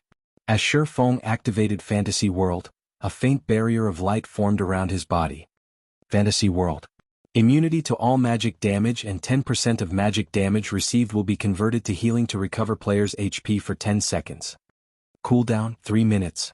At this moment, the players surrounding Shi Feng had not yet noticed the Mechanical Slayer preparing its attack. They still foolishly charged at Shi Feng. Before anyone could react, cracks started appearing on the stone-paved road as the land trembled. In the next moment, countless blades of air shot up from the cracks. Regardless of whether it was a player or an NPC, all those struck by the air blades died. After the turbulent storm ended, the street outside the teleportation hall was beyond recognition. At this moment, this small section of the city had become a ruin. The players observing the battle from a distance fell silent. This was the first time they had ever seen such frightening, destructive power. With a single attack, the Mechanical Slayer killed thousands of players. A large empty patch suddenly appeared on the previously crowded street. Even the level 150 guards had not survived the attack. How were they, players, supposed to deal with such a monster? Powerlessness bloomed in the hearts of the players who were originally intent on killing the Slayer. No. At this moment, the guild leaders of the various guilds who had ordered their members to encircle Shi Feng no longer possessed the calm they had before. Only regret and anger filled them right now. The Mechanical Slayer's Storm Domain had instantly obliterated thousands of their members. Moreover, a majority of these members were elite players. As unrated guilds, they did not possess many elites. At most, each guild would have 600 to 700 elite players. Hence, even the death of a few dozen elite players was a huge blow. Now, however, each of these unrated guilds had lost over 100 elites. That single attack had dealt a fatal blow. Guild leader Black Flame's tactic was awesome. Turtledove giggled as she observed the carnage from afar. Let's see if those guilds dare to bully others in the future. Standing beside Turtledove, Shadow Sword nodded in agreement. Although this matter appeared simple, in reality, it was extremely difficult to carry out such a feat. While directing the Mechanical Slayer's attacks, Shifeng also had to dodge the attacks from other players constantly. Shifeng also had to know where he could and could not run. If Shifeng did not have a perfect grasp of his surroundings, even the slightest mistake would result in his death. Following the disappearance of the storm domain, the momentary calm also shattered. When the Mechanical Slayer discovered that some people were still alive, especially Shifeng, it was humiliated. Suddenly, the Mechanical Slayer jerked its serrated greatsword from the ground. The Mechanical Slayer then started spinning, transforming into a bladed tornado. This was one of the Mechanical Slayer's skills, Blade Storm. The tornado possessed a powerful suction, easily pulling players into its attack. Moreover, the tornado's movement speed was very fast. It can affect my movement even when I'm 30 yards away. If I stand closer, even I might get sucked in. Shifeng hurriedly took out a speed scroll from his bag and used it. He then charged towards the gathering of the various guilds. Meanwhile, a level 150 tier 2 guard general standing only half a dozen yards away from the tornado was immediately yanked into it, a series of damages over minus 10,000 points appearing above the guard general's head. In only a moment, the guard general died under the Mechanical Slayer's blade storm. The frightening damage caused everyone to break out in cold sweat. Now, all thoughts of killing this mutant vanished from the minds of these witnesses. Currently they only had a single thought. Run. Suddenly, many players who stood closest to the Mechanical Slayer began to flee in a panic. Naturally, the members of the various guilds were no exception. When these guild players saw Shifeng running towards them, each and every one of them immediately turned and fled, having completely forgotten about attacking Shifeng. There were no fools here. Nobody wanted to gift themselves to death. This chase scene occupied the streets of White River City. Many players who had just arrived were dumbfounded. They had often seen a group of players chasing another group of players. But now, tens of thousands of players were actually running from a single player. Moreover, these players looked as if they had just seen a ghost. This was truly the first time they had seen such a miracle. Aren't those guys members of the third-rate guild, Angel's Crown? Why are they running away? A ranger who had just arrived asked in wonder. You think Angel's Crown is the only guild running away? Don't you see that there are members belonging to dozens of guilds running with their tails between their legs? A druid who knew more about the situation commented from the side. Now that you've mentioned it, that really does seem to be the case. Just what is going on here? The ranger was confused further after he realized the scope of the situation. Normally, the members of these guilds were extremely arrogant and overbearing.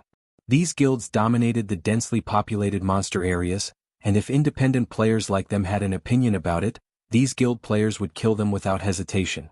For a time now, many independent players harbored a great hatred for these guild players, though none of them had actually dared to voice that hatred. Now, a miracle had actually occurred. It turned out that even the mighty and arrogant guild players had times where they were afraid. In particular, the members of Dark Star could also be seen among the crowd of fleeing players. Dark Star was one of the top 6 guilds of White River City. Why were its members running away as well? Don't you recognize the player chasing them? The druid pointed towards Shifeng, who was at the far end of the sea of fleeing players. That person looks somewhat familiar. Wait, isn't that Black Flame, the guild leader of Zero Wing? That's right. Black Flame is the one chasing these guilds. I heard that Dark Star allied itself with many other guilds and sent their members to blockade the teleportation hall in an attempt to prevent players of other cities from joining Zero Wing. After Black Flame discovered their plot, well, this is the result. Listening to the druid's explanation, shock filled the ranger's heart. A single player was actually capable of facing dozens of guilds. Was Black Flame even still considered a player? The other players standing near the druid and ranger pair who had been clueless about the situation were also stupefied by this revelation. Although they had long since knew that Black Flame was strong, they had not known exactly how strong. He was actually capable of forcing tens of thousands of players to run for their lives frantically. Were they even playing the same VR game? Guild leader Black Flame, why don't we talk out our differences peacefully? Dark Star forced us to join their scheme. We really have no intentions of becoming enemies with Zero Wing. That's right, Guild leader Black Flame. We have our own difficulties as well. If you stop chasing us, we are willing to offer you an apology and compensate you for all your losses. Please forgive us. We won't cause Zero Wing trouble ever again. The fleeing guild leaders started yelling their offers of reconciliation. At this moment they were truly afraid. In order to deal with the Mechanical Slayer, they had ordered most of their guild members to rush to the battle. If they all died here, the damage it would cause their guilds would be unimaginable. It was highly possible that they would never recover from this loss and would be forced to dissolve their guilds. Since you all have spoken, I'll forgive you, Shifeng smiled. However, all of you need to die once first. Black Flame. We are sincerely trying to apologize. Judgment Hand, the guild leader of Angel's Crown, bellowed. Guild leader Judgment Hand must be joking. I too am sincere. I want you to die once. Shifeng smiled faintly as he increased his speed once more. Shifeng's speed was much faster than the elite members of the various guilds. In just a moment he had caught up with the fleeing crowd. As Shifeng dove into the crowd, the Mechanical Slayer was like a meat grinder as it pulled one player after another with its powerful suction force, instantly turning these players into scattered light particles. In a short moment, the various guilds had already lost over 1,000 players. With the passage of time, the number of deaths soared. Even though there was a constant stream of NPC guards arriving at the scene of the battle, none of them could hinder the Mechanical Slayer. Instead, they all became a delicious meal for the mutant. Before a minute had passed since Shifeng caught up with the fleeing crowd, the death count had exceeded 10,000. Among them, Dark Star's losses were the greatest, as Shifeng's main target was the members of Dark Star. This horrifying scene caused all observers to grow cold. If these tens of thousands of players had not scattered and escaped from the very beginning, the number of deaths would be several times higher by now. However, after more than half of the guild players and over 1,000 NPC guards had died, a man in white robes suddenly appeared in the sky. This man's appearance immediately attracted the attention of many people, including Shifeng's. This man was no ordinary NPC. He was the magistrate of White River City, Weissman, a Tier 4 great wizard.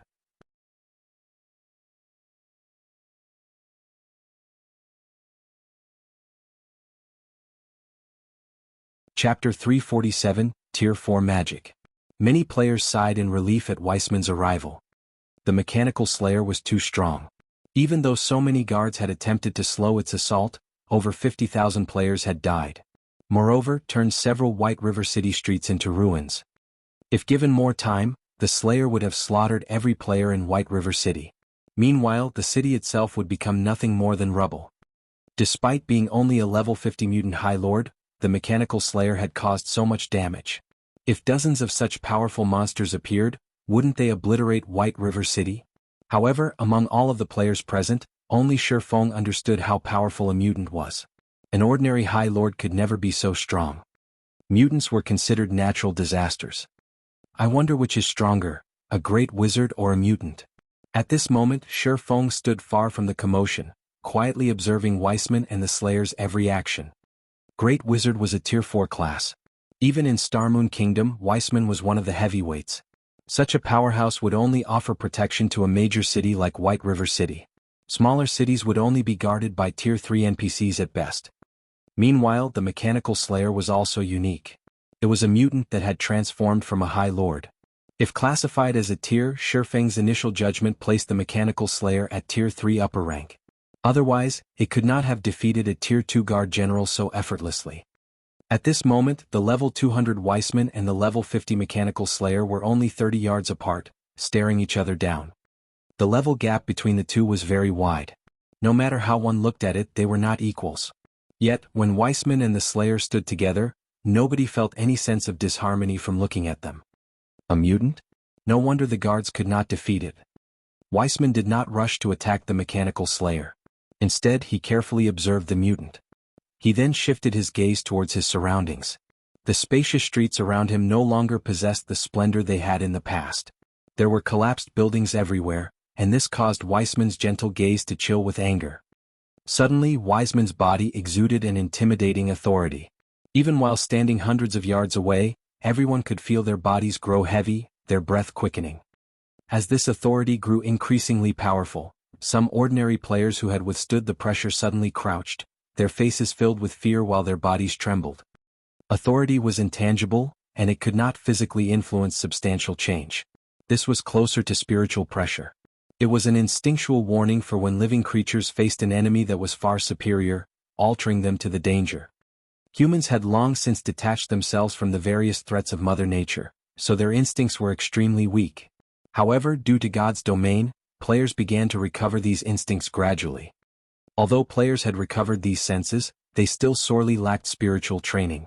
As a result, many were unable to withstand Wiseman's authority and had crouched in fear. Aside from exuding his frightening authority, Wiseman had also enveloped an area 100 yards around him as his magic domain.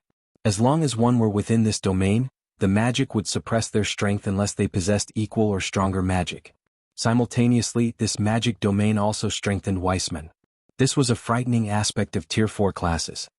As soon as a Tier 4 class used their domain, Tier 3 classes and below would be sheep for the slaughter. At this time, the mechanical slayer also began to move. Raising its serrated greatsword, it sent a powerful slash at Wiseman. Just as countless air blades swept across the expanse, Wiseman suddenly vanished. In the blink of an eye, he appeared on the other side of the mechanical slayer. Responding quickly, the slayer swung its greatsword towards Wiseman's new location. However, the result was the same. Wiseman dodged the attack using instantaneous movement again. After over a dozen consecutive slashes, Wiseman had yet to receive a single point of damage. Meanwhile, Wiseman's consecutive usage of instantaneous movement stunned the watching players. It was common knowledge that the instantaneous movement that elementalists possessed had a cooldown of 25 seconds with a maximum moving distance of 20 yards. However, Wiseman's instantaneous movement looked like it did not have a cooldown. Moreover, every time Wiseman used instantaneous movement, he moved over 40 yards from his original position. It's as expected of a Tier 4 class. Even instantaneous movement has become far more powerful. If a Tier 4 assassin grasped this skill, the Slayer would have suffered over 100 attacks by now. Shi Feng had fought his fair share of Tier 4 classes in the past, so he knew just how powerful they were. Among the many Tier 4 classes he had fought, quite a few were great wizards. So, Shi Feng had a general understanding of great wizards. From his knowledge, Shi Feng knew that there were differences between Tier 4 great wizards. As for Wiseman, a great wizard capable of using instantaneous movement effortlessly over a dozen times in quick succession, at the very least he should be an upper-rank great wizard. After a frenzied assault, scars around 4 meters deep and 40 meters long were visible throughout the street. However, no matter how the mechanical slayer attacked, it could not land a single hit on Wiseman. The slayer had also started to panic. Gripping its serrated greatsword with both hands tightly, it stabbed its weapon into the ground. It was obvious that the mechanical slayer intended to use Storm Domain once more. However, Wiseman, who had continuously dodged the slayer's attacks, had begun his attack. One of his hands currently held up his white jade staff, gathering a horrifying amount of magic power around it, while his mouth chanted complex incantations and his other hand swiftly traced lines of runes. Such quick writing in complex runes. The incantation for an ordinary Tier 3 spell normally only has around a dozen lines or so, yet Wiseman has already written at least 20. At the very least he should be casting a Tier 4 spell. Shi Feng was shocked as he watched Wiseman's casting. Ordinary, great wizards would need at least 6 to 7 seconds to write over 20 lines of runes. Meanwhile, Wiseman had only needed 4 seconds. This is bad. This distance is still too dangerous. Shi Feng knew how powerful a Tier 4 spell was. Such a spell possessed the destructive force of a missile. With his distance of 150 yards, he could easily be caught in the crossfire. Hence, Shi Feng turned and ran. As the ground started to fragment, blades of air shot up from the ground. Wiseman suddenly flew upward and hovered in midair. The air blades exploded forth, shooting towards Wiseman. At this moment, Wiseman had also finished chanting his spell. He pointed the finger he had used to write the runes with towards the sky, and in the next instant, a gigantic blue magic array appeared above the city. Tier 4 magic, Sky Piercer. Wiseman lightly waved his white jade staff, pointing it at the mechanical slayer. Blue-colored gas flowed out of the magic array, transforming into a sharp blue spear that came crashing down. When the air blades and blue spear collided, a violent shockwave swept through the area. Even houses over 100 yards away were blown away. Players who stood within a 200-yard radius died instantly, while players who stood 200 yards to 300 yards away suffered varying degrees of damage. After the brief collision between the two skills, blue spear pierced through the air blades and struck the mechanical slayer's body. The spear was like a meteorite crashing into the ground. In the wake of the impact, strong winds blew and dust rolled. A shockwave far more powerful than the one before also spread from the site of impact. It was as if a huge earthquake had just occurred. After the dust settled, everyone's gazes shifted towards where the sky piercer had fallen. Immediately, everyone's jaws dropped in shock. The spear's landing site had become a massive crater that was over 30 meters deep.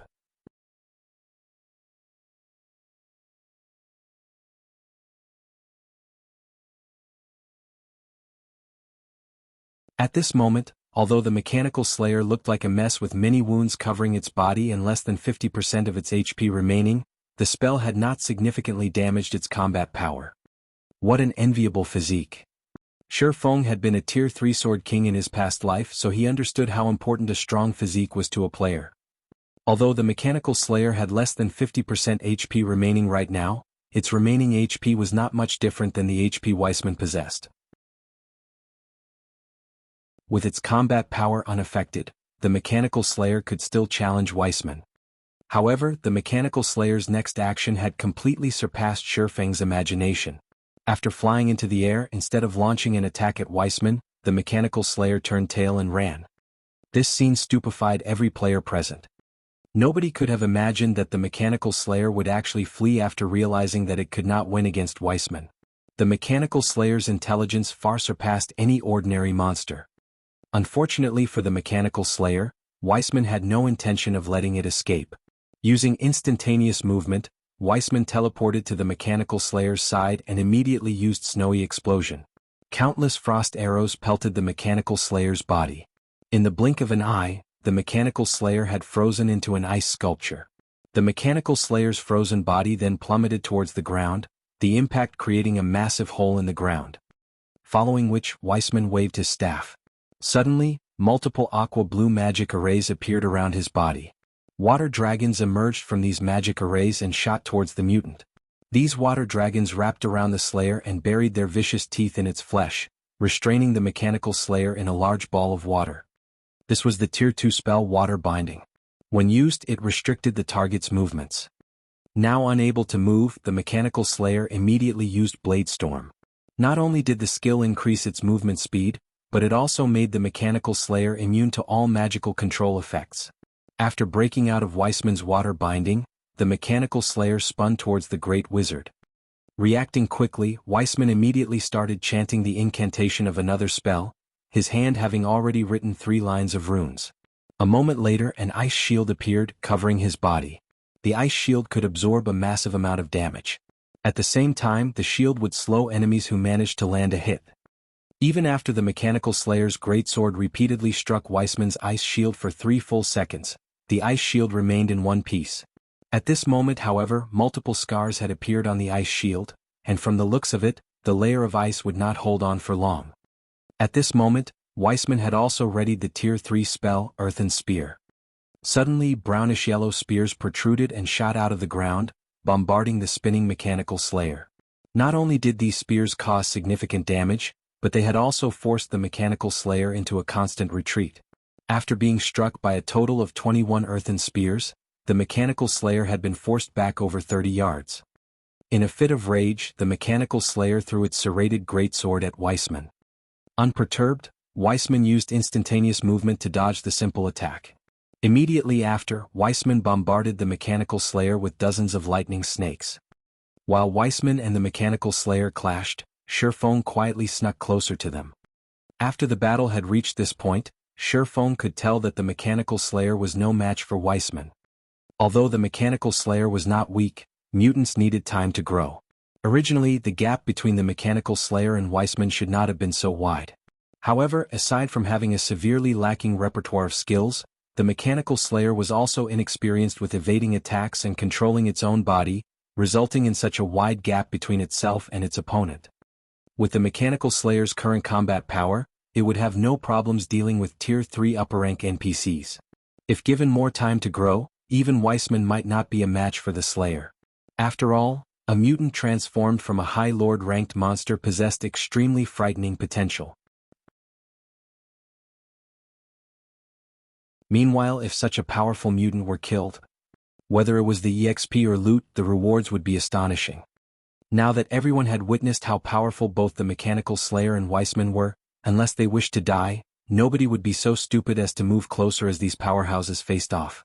So, the players present quietly observed the battle from a distance. The moment Weissman killed the mechanical slayer, they would rush forward to fight for the mutant's loot. Hence, Shifeng intended to make his move first. If he waited until after the battle ended to make his move, he would not stand a chance against tens of thousands of players. Moreover, Shifeng was not interested in the mechanical slayer's loot alone. He also desired the EXP the mechanical slayer would provide. Both the 7 Luminaries ring and the skill flame burst were of great use to Shifeng. However, if he wanted to upgrade and increase their might, he needed a large amount of EXP. If he could steal the last hit of the mechanical slayer, he could obtain 60% of the slayer's EXP for himself. This would not be a small number.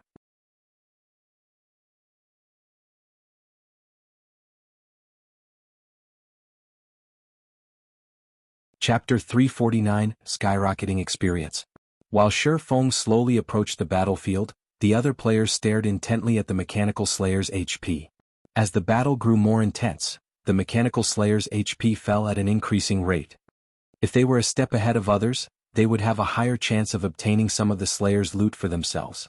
Naturally, they all watched the mutant's HP intently, prepared to dash forward when it dropped to 0. At the same time, various guild leaders began issuing commands to surround the battlefield. Although Shifeng had killed many of their members with the aid of the mechanical slayer, many were still alive. At this time, these guilds no longer paid attention to Shifeng. Including Lone Tyrant, who hated Shifeng down to the bone, they all focused on the mechanical slayer. Guild leader Tyrant, we have people stationed as close to the mechanical slayer as possible. Our men will charge forward as soon as the slayer dies, an assassin standing beside Lone Tyrant reported. Good. If someone steals the loot, kill them, Lone Tyrant ordered. According to his estimation, the loot of such a powerful monster like the mechanical slayer, at the very least, would be dark gold items. It might even drop epic items. As long as they could obtain these items, they could make up for some of the losses they had previously suffered. Right? Have there been any movements from Zero Wing and Ouroboros? Lone Tyrant asked. None at the moment. I don't know what happened with Zero Wing, but none of their members have arrived. It seems they're not interested in this situation. As for Ouroboros, they are still focused on raiding the 3 great dungeons. They only sent a small contingent.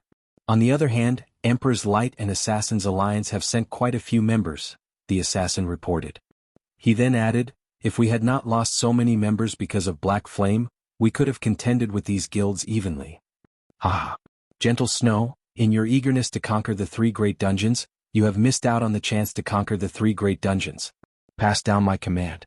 Have everyone focus on grabbing the most valuable items. Don't let any dark gold items or epic items fall into other guilds' hands. Lone Tyrant's excitement grew as he thought about the bountiful loot of the mechanical slayer. Before, Darkstar had lost many of their members and suffered massive losses due to Black Flame. It would take a long time for the guild to recover. Lone Tyrant swore that he would personally avenge his guild sooner or later. However, if they could obtain some dark gold and possibly epic items, it would massively assist the guild's recovery. It was especially true for dungeon raiding. If they could use dark gold and epic ranked weapons and equipment to fight the bosses in the 3 great dungeons, they would have a much easier time conquering these dungeons.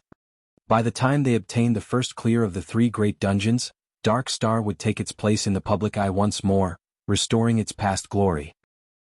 Time passed gradually. While everyone focused on the mechanical slayer's HP, the number of players in White River City who had gathered continuously increased. After all, it was the first time a monster attack had occurred in Starmoon Kingdom. Shortly after the White River City system announcement appeared, a report appeared on the God's Domain official forums. Even players from other cities rushed over to experience this rare event. However, the teleportation fee between cities was very expensive. So, there weren't a lot of players from other cities. Meanwhile, the players from other cities were those who were well off in God's domain. A majority of these players were the elite members of guilds. At one point, over 500,000 players had gathered around the battlefield between Weissman and the Mechanical Slayer. That was practically a third of the total population of White River City. I'm relieved. To see such a powerful monster, we have not wasted the trip. Only a few of us teleported here, and we haven't occupied any strategic locations. In a moment, if any of you manage to snatch some loot, escape immediately, understood? Don't stay behind to throw away your lives, a handsome man in black robes told the people standing around him. If Shifeng could see this man's name, he would be shocked. This man was a famous expert in the virtual gaming world. His fame even surpassed Gentle Snow's. The man was also an individual ranked within the top 1,000 on the global experts list.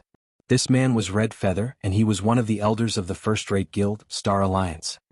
Boss Red Feather, rest assured. You should know our strengths the best. Not in another 100 years could these noobs of White River City compete with us. A level 20 assassin with tan skin said disdainfully as he observed the various guilds members of White River City. Big Brother Red, you're being overly cautious. We are the trump card of Star Alliance. Since we've arrived, how could we not walk away with all of the loot? Flourishing Willow, a female ranger with an enchanting body, chuckled.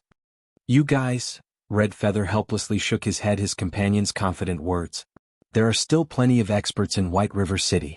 Although Gentle Snow is not participating, don't forget that there are still the branch leader of World Dominators, Blood Halberd, the guild leader of the Assassins Alliance, Cruel Sword, and the branch leader of Emperor's Light, 13th Swallow. There is also the expert that has recently appeared, Black Flame. In addition, experts from other cities have also come to take part in this event. No matter what, we have to act prudently. Unfortunately, Red Feather's reminder fell on deaf ears. None of his companions took his words to heart. After all, every one of them was above level 20, and a majority of the equipment they wore was secret silver rank. One of them even wore nothing but secret silver equipment. In addition, they were all veteran gamers who had fought in the virtual gaming industry for many years now. They were all top-tier experts. Their levels, techniques, and equipment were all first-rate. So, how could they possibly lose to any other guild? Big Brother Red, that Mechanical Slayer's HP is about to bottom out. Should we rush over there? Flourishing Willow asked. In a moment. The more powerful a monster is, the more powerful its counterattack will be before it dies. You have all personally witnessed how powerful the Mechanical Slayer is for yourselves. Anywhere within a 200 yards is a danger zone. If we don't have any invulnerability skills, the splash damage will kill us before we get close. Red Feather stopped his companions. However, we can approach the 200-yard range. Just as Red Feather finished speaking. Suddenly, a black figure charged towards the Mechanical Slayer so fast that it left observers tongue-tied. Ah! What a fool. The Mechanical Slayer still has 2% of its HP left, yet he dares to rush ahead. Based on his speed, that person should be an expert. Unfortunately, his greed has overpowered his judgment. If he waited until the Mechanical Slayer died with his speed, he could have snatched one or two items. Many onlookers ridiculed the figure that had boldly charged into the fray. Nobody believed that the figure would survive to reach the Slayer. However, there was also a small number of players who rushed after him. Meanwhile, the black figure leading the charge was none other than Shifeng. At this moment, the Mechanical Slayer was already on the verge of death. Weissman only needed 2 or 3 more skills to finish it off. Naturally, Shifeng would not wait any longer. However, when Shifeng was 100 yards from the battlefield, the Mechanical Slayer erupted. The Mechanical Slayer's body suddenly turned crimson, shrinking by half. The serrated greatsword also transformed into a blood-red scythe. A pitch-black aura of death surrounded the blade. Tightly gripping the scythe with both hands, the Slayer swung it at its surroundings. Suddenly, black streaks of light shot out in all directions. Why does it have the Tier 4 skill Death Sigh? Shifeng panicked at the sight of this skill. Hurriedly, he activated Fantasy World. The instant the black lights collided with the barrier of light formed by the Fantasy World, although Shifeng had not lost any HP, he felt as if he had been struck by a sledgehammer. Shifeng had even wondered if Fantasy World could hold up against this Tier 4 skill. The black lights illuminated the surroundings for 6 full seconds, covering a range 200 yards in all directions. The area looked like it had been enclosed by a black dome. Everything within this dome was pitch black, and nobody outside the dome could see anything within it. After Death's Sigh ended, everything in the space was dead. Aside from Shifeng, who was safe inside his light barrier, every player who charged forward had died. Meanwhile, the ice guard Weissman had summoned also shattered. At this moment, Weissman had lost a significant amount of his HP. He even spat a mouthful of fresh blood. Evidently, the Slayer's attack had severely injured him. However, this could not be helped. Nobody would have thought the mechanical Slayer would use such a frightening skill as its dying counterattack. When caught unaware, even a Tier 4 Great Wizard would receive heavy damage from such an attack. However, after using Death's Sigh, the mechanical Slayer was like an oil lamp exhausted of fuel. It only had a final thread of HP remaining. Weissman then used Ice Descent, a Tier 3 spell. Suddenly, ice and snow fell from the sky, landing on the mechanical Slayer. Wave after wave of icy air enveloped on the Slayer, devouring the last of its HP. Your head is mine. At this moment, seeing as the mechanical Slayer was about to die, Shifeng had grown anxious. Immediately, he activated Windwalk and dashed at the mutant. The moment he was in range, he used Silent Steps to appear behind the mechanical Slayer. As Weissman's spell was not yet over, Shifeng had to endure Weissman's Ice Descends as well. Shifeng then retrieved an intermediate frost grenade from his bag. After accurately gauging the Slayer's HP, Shifeng threw the intermediate frost grenade and dealt -500 damage to the mutant. The frost grenade destroyed the mechanical Slayer's remaining 300 HP before the next wave of icy air could. Shifeng had pushed himself to his very limit to grasp the mechanical Slayer's HP, and he very nearly lost the last hit to Weissman. After the mechanical Slayer died, over 100 items burst forth from the mutant.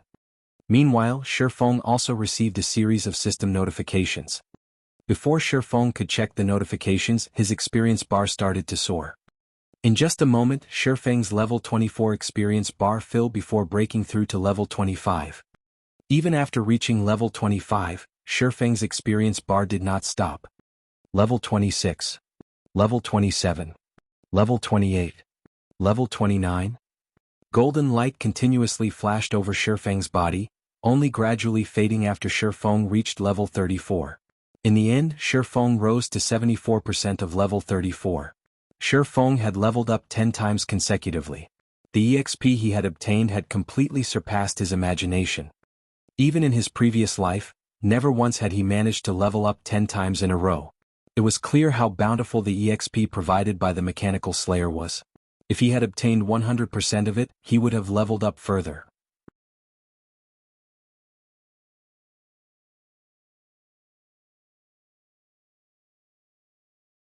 Chapter 350, Sword in the Stone.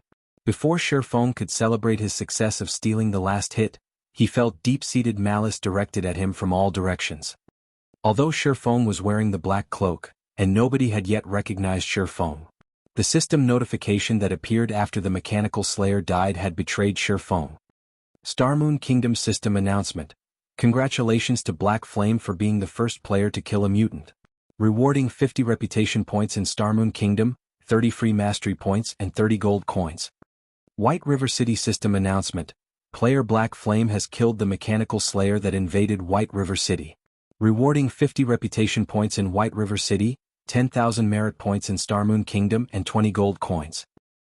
These two notifications popped up 3 times.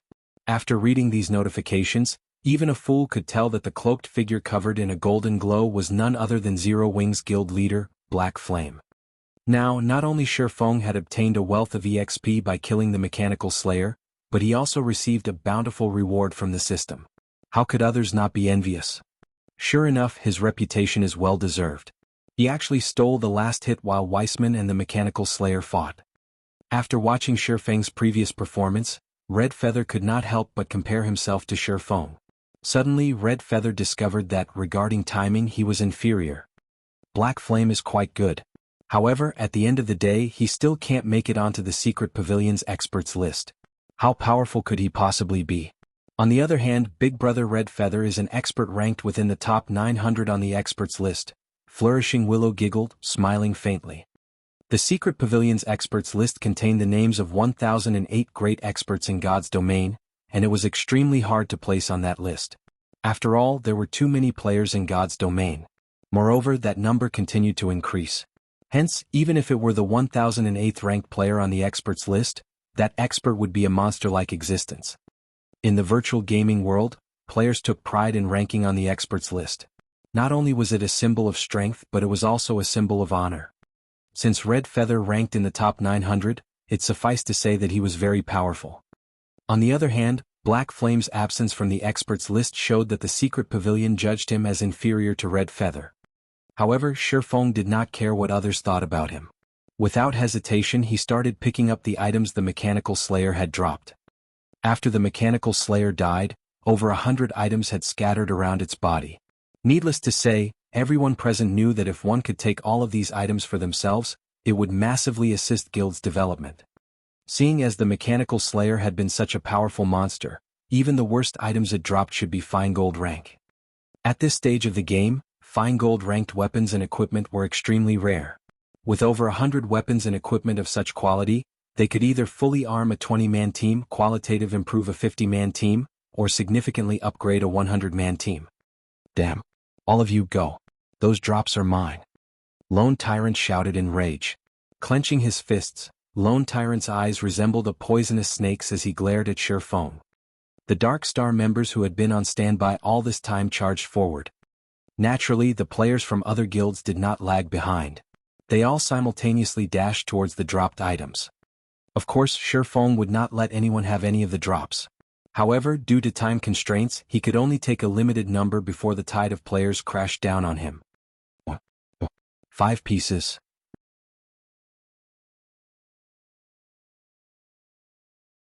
They needed to kill him immediately. Otherwise there wouldn't even be scraps left. They sure are fast. Shifeng wrinkled his brows, his hands moving even faster than before. Unlike the items dropped by dungeon bosses, there was an additional rule for the loot from field bosses. Even if a player obtained an item from field boss, if someone killed them within 2 hours, that item would drop from their dead body with 100% certainty. It was the same for players who picked up the item later on. Only after 2 hours would this item not fall from the player's bag. Due to this reason, even if it was at the cost of their lives, the players charging forward wanted to destroy Shifeng. After all, Shifeng had already picked up over 30 items. The Mechanical Slayer had dropped over 100 items. Yet, Shifeng had already claimed over a fifth of them for himself. How could anybody accept such a situation? Shifeng's anxiety grew at the sight of the approaching crowd. Suddenly, however, he noticed an inconspicuous-looking item among the many drops. To be precise, this item was a sword fully encased in a crystal. Although this sword appeared ordinary, Shifeng could not help his attention shifting towards this ordinary-looking sword. At the moment, Shifeng was 8 yards away from this sword. If he used the time to run there instead of picking up the items around him, he could still claim at least 2 or 3 items. Moreover, the approaching players were only 40 yards away right now. Some rangers had even begun to aim and fire at Shifeng. Should I go for it or not? Shifeng hesitated. If he went for the sword, he would definitely lose the other items. Moreover, before the item was firmly in his hands, he could not confirm the quality of the sword. If he darted for it only to find out that he had picked up a common item, he would have missed out on obtaining items of better quality. As Shifeng hesitated, an arrow flew towards his head. Shifeng responded quickly. With a wave of the abyssal blade, he slashed this arrow in half. In the next moment, however, dozens more flew at him. After Shifeng reached level 34, his various attributes had improved immensely. Taking a step forward, he brandished his 2 swords. While dodging the incoming arrows, Shifeng sliced apart those that he could not dodge. I'm running out of time. Shifeng decided to make the gamble. Immediately, he charged towards the sword in the stone. Even with so many items surrounding him, only this sword attracted his attention. There must definitely be a reason for this. Thus, Shifeng decided to trust his instincts this time. After Shifeng picked up the sword in the stone, the crowd arrived and surrounded him. Every one of them was like a hungry wolf as they glowered at Shifeng, malice flashing in their eyes. They only wished they could swallow Shifeng whole. Black Flame, don't even think about escaping this time. Know your place and hand over the drops and all of your equipment. Lone Tyrant laughed as he smirked at Shifeng. The encirclement around Shifeng was different this time. There was no forest for him to hide in. Moreover, players had him surrounded. Shifeng had no hope of escape. At this moment, Red Feather, who swiftly approached the scene, sent a whisper to Shifeng, "Guild leader Black Flame, you are a red name at the moment. You have killed so many players inside White River City. If you die, the penalty you will receive will be extremely heavy. Why don't you hand all the drops over to me and I'll help you leave safely?" Shifeng sent a contemptuous gaze at Red Feather, looking at Red Feather as if he was a fool. Now that there were thousands of players simultaneously casting their skills at Shifeng, only a fool would believe that Red Feather could help Shifeng escape safely. Red Feather only made such an offer to convince Shifeng to approach him before taking the opportunity to end his life, obtaining an easier time collecting the drops. This sort of trickery might deceive a child, but to deceive him? Maybe in another decade.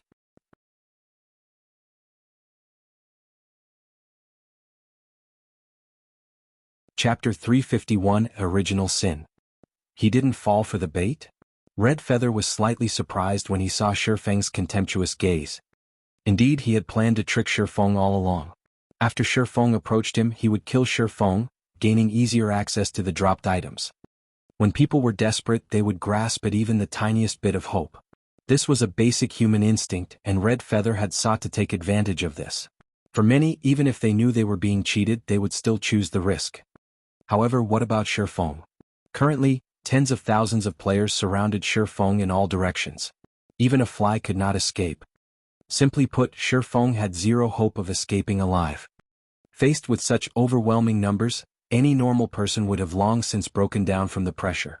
Even Red Feather could not guarantee that he would not be affected.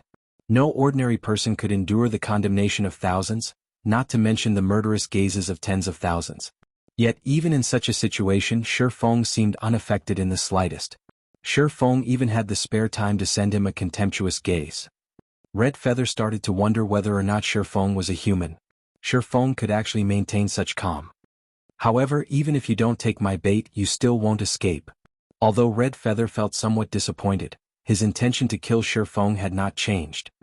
Fire and arrows blotted out the sky above Shifeng. Even though he was level 34 now and possessed a severe level suppression over the other players, he still would not survive these attacks. Not a single person present believed that Shifeng could leave this place alive. In the next moment, however, Shifeng confused everyone. At this crucial moment, Shifeng activated Defensive Blade and continued to pick up drops. One after another, he placed the items in his bag, showing that he valued money more than his own life. Many players expressed their confusion. Does Black Flame really think he can escape? Does Black Flame believe that as long as he claims the loot, those items will not drop after he dies? However, Shifeng still smiled faintly. He paid no attention to the incoming attacks. Following which, wave after wave of spells and arrows landed within 20 yards around Shifeng, transforming the area into an ocean of ice and fire. Meanwhile, all players within this 20-yard radius turned into ash. Shifeng was no exception. "Ha! Black Flame. Finally." Lone Tyrant laughed psychotically as he watched Shifeng turn into particles of light. Although Lone Tyrant had not done the deed personally, when the news of Black Flame's death spread, he would definitely become the laughingstock of God's domain. Zero Wings Guild leader Black Flame had actually thrown his life away because of greed. What could be more ironic than this? Wait, none of the items Black Flame picked have dropped. A player with powerful eyesight suddenly shouted in surprise. Hearing this, a realization struck the crowd. Indeed, just as the player had said, although Black Flame had died, the number of items on the ground had not increased. Rather, there even seemed to be a few more pieces missing. What was happening? Did this mean that there was no 2-hour wait to claim the loot from the mechanical slayer? At this moment, Lone Tyrant was stunned as well. His eyes were glued to the location where Shifeng had died.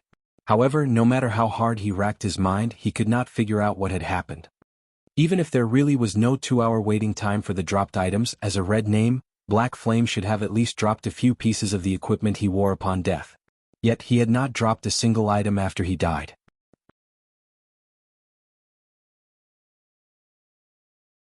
Big Brother Red, this is bad.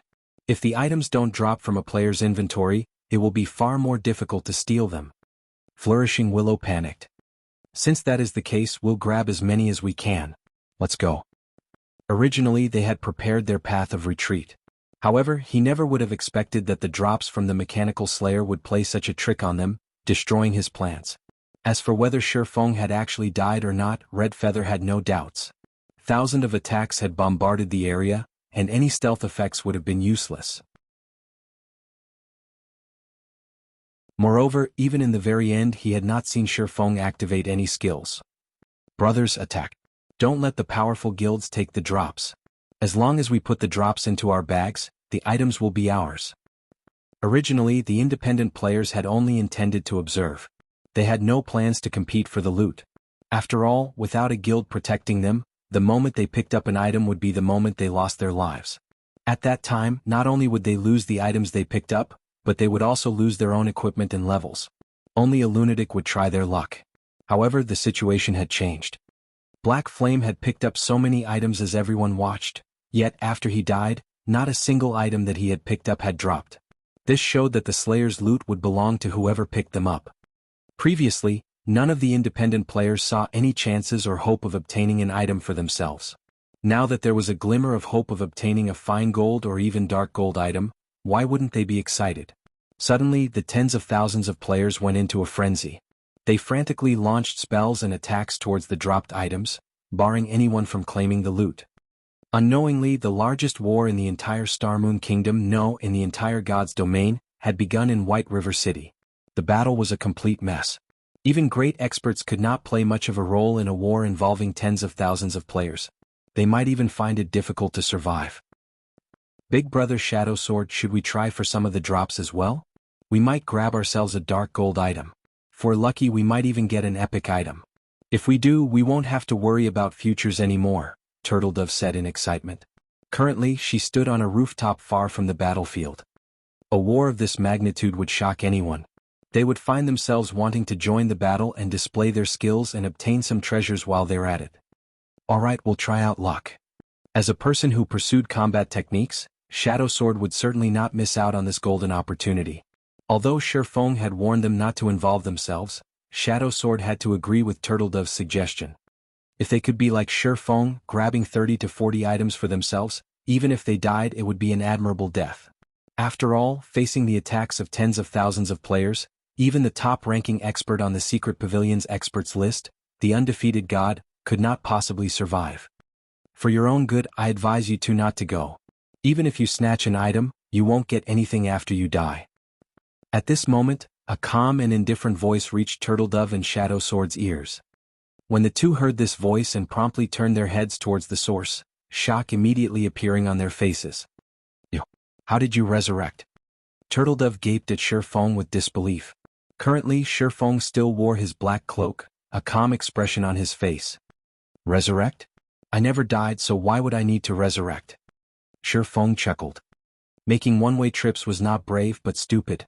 Since he had charged into battle, naturally he had long since prepared an escape. Before Shifeng had charged towards the mechanical slayer, he had already activated Phantom Kill. He had then sent his doppelganger away from the battlefield while he forged ahead to steal both the last hit and the treasure. After he had his fill, he immediately swapped positions with his doppelganger, letting his doppelganger endure the rain of attacks while he departed from the battlefield. You didn't die? How is this possible? I saw countless spells hit before you turned into particles of light and disappeared. Turtledove walked up to Shifeng, her bright eyes scanning his body. After an extensive examination, she revealed a look that said, "You can't deceive me." Shifeng laughed and said, "That's only a doppelganger." Doppelganger? Originally, Turtledove had not believed Shifeng in the slightest. However, at the mention of the word doppelganger, she suddenly understood the gist of the situation, feeling slightly shocked. She never expected that Shifeng would have planned an escape. However, Shadow Sword was far more shocked by this revelation.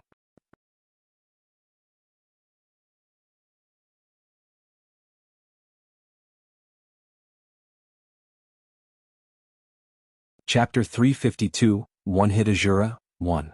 The battle on the streets of White River City was in full swing now, and a large number of players died with every passing moment.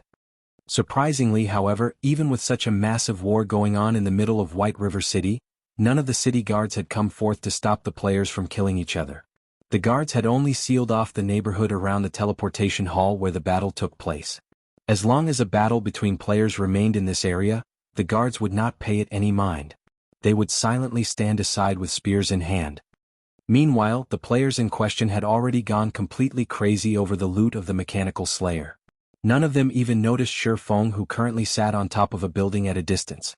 All of their attention was directed towards the items scattered across the ground. However, when the female guardian knight, Turtledove, who stood beside Shi Feng, used an identification skill on him, she abruptly jumped in shock. Level 34. How is his level so high?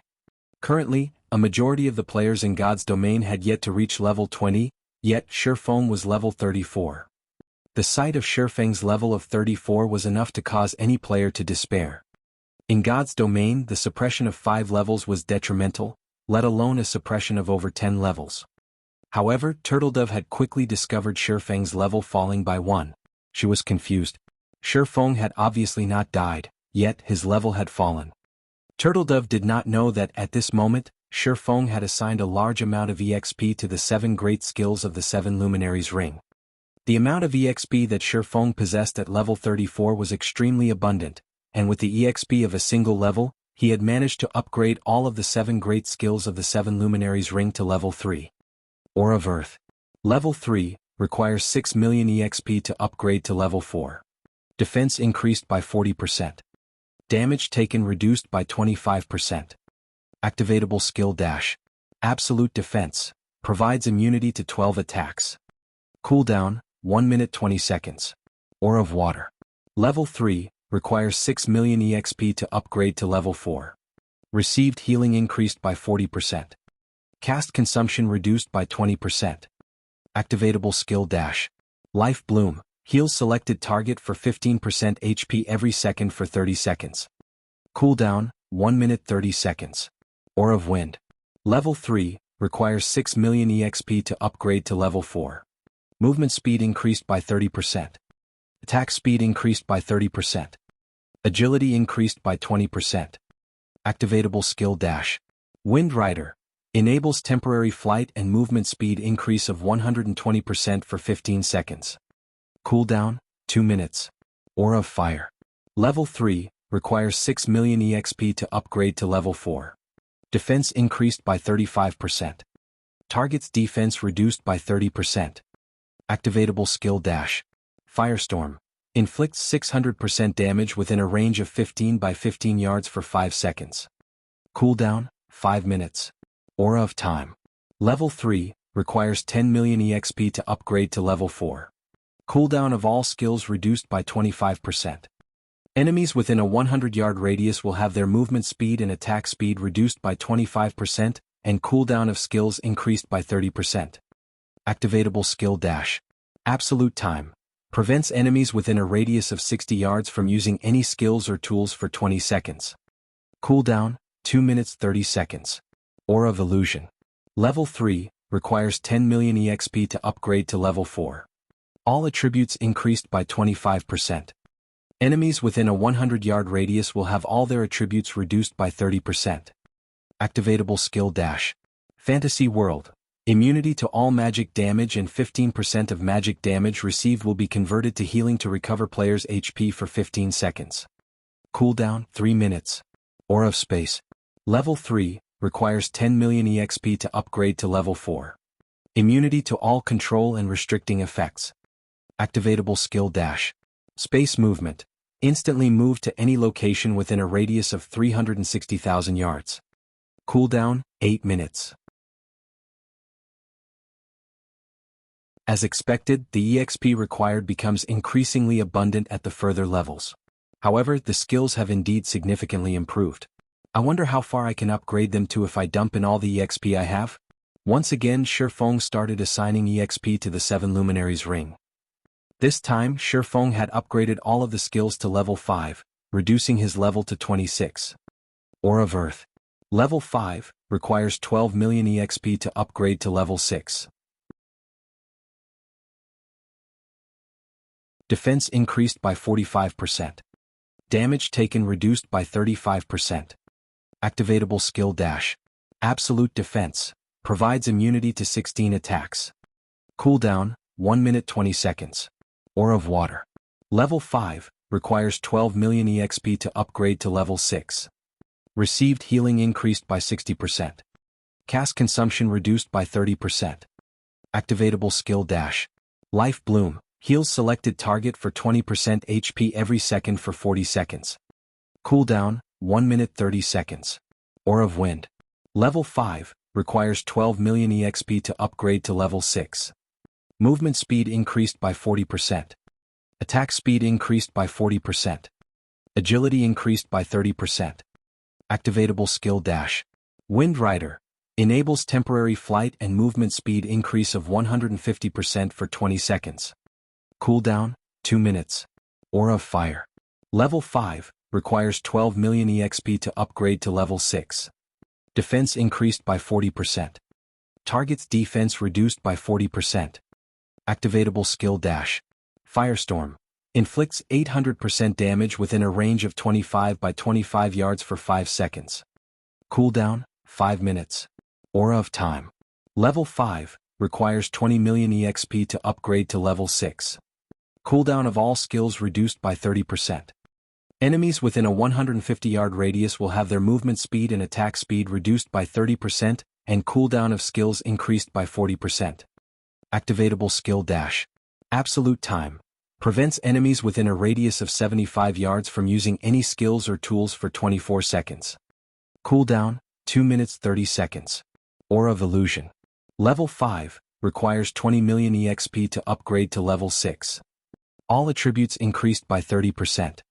Enemies within a 150-yard radius will have all their attributes reduced by 30%. Activatable skill dash. Fantasy World. Immunity to all magic damage and 15% of magic damage received will be converted to healing to recover player's HP for 20 seconds. Cooldown, 3 minutes. Aura of Space. Level 5, requires 20 million EXP to upgrade to level 6. Immunity to all control and restricting effects. Activatable skill dash. Space Movement. Instantly move to any location within a radius of 400,000 yards. Cooldown, 6 minutes.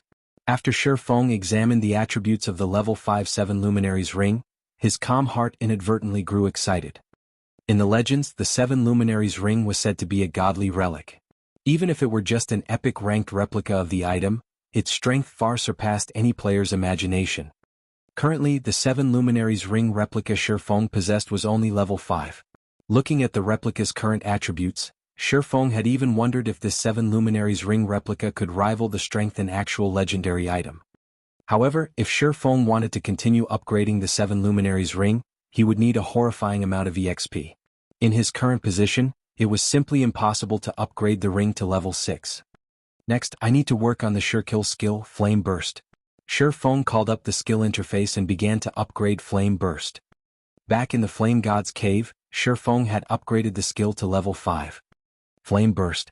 Level 5 requires 4 million EXP to upgrade to level 6. Channeling time, 2 seconds. Gathers the power of flames to a single point and causes 420% damage to the target. Attack count, 6 times. Cooldown, 3 minutes 30 seconds. In a single breath, Shifeng upgraded Flame Burst 4 times, the skill reaching level 9. Meanwhile, Shifeng's level had fallen from 26 to 21. Flame Burst. Level 9, requires 60 million EXP to upgrade to Tier 1 skill. Channeling time, 1 seconds. Gathers the power of flames to a single point and causes 750% damage to the target. Attack count, 12 times. Cooldown, 3 minutes.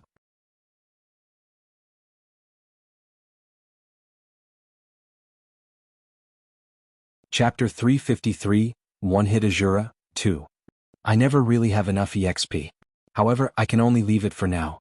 Even if I fall back to level 0, I won't have enough EXP to upgrade the skill. Shifeng laughed bitterly as he looked at his own level. Level 21. His current level was even lower than before he had returned to White River City. However, his combat power was much higher than any ordinary level 34 player. Meanwhile, Turtledove and Shadow Sword were completely stupefied right now. Within minutes, a level 34 player had fallen to level 21. Turtledove and Shadow Sword had even wondered if their eyes were playing tricks on them. How could a player's level decrease by itself? Although they both eagerly wanted to ask Shifeng about his level, they felt embarrassed to do so.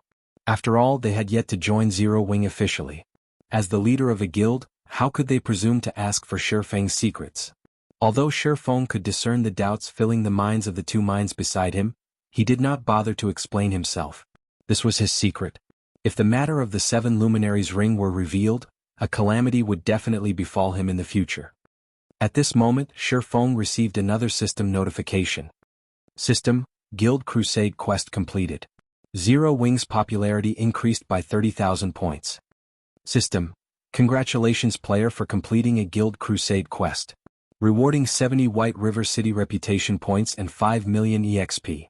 Suddenly, Shifeng's level recovered to level 22. Guild leader, we've secured all of the treasure in Creek Town. Everyone's reputation had increased beyond 100 points, and we've become nobles. We won't suffer any consequences if we enter the city as red names now. Fire Dance and the others have returned to the city to accept their class change quests. Aqua Rose suddenly reported through the team chat. Good. The rest of you should return as well.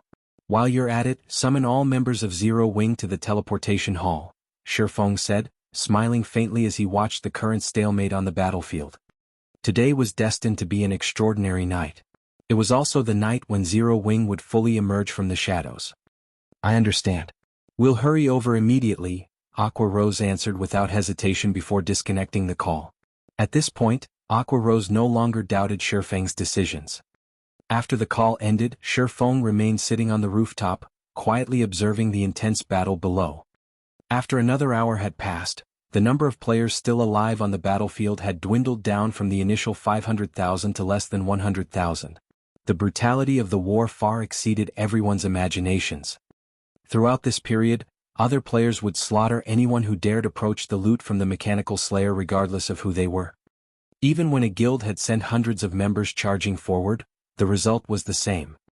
In the end, the situation had devolved into one where it became impossible for one side to steal any of the drops without annihilating everyone else. However, along with the decrease of players, guilds' advantages began to reveal themselves. Among the tens of thousands of players remaining, a large majority of them were guild players. Meanwhile, the number of independent players decreased as some independent players had opted to give up and retreat from the battlefield. Without the interruption from independent players, the various guilds had also started to make their moves.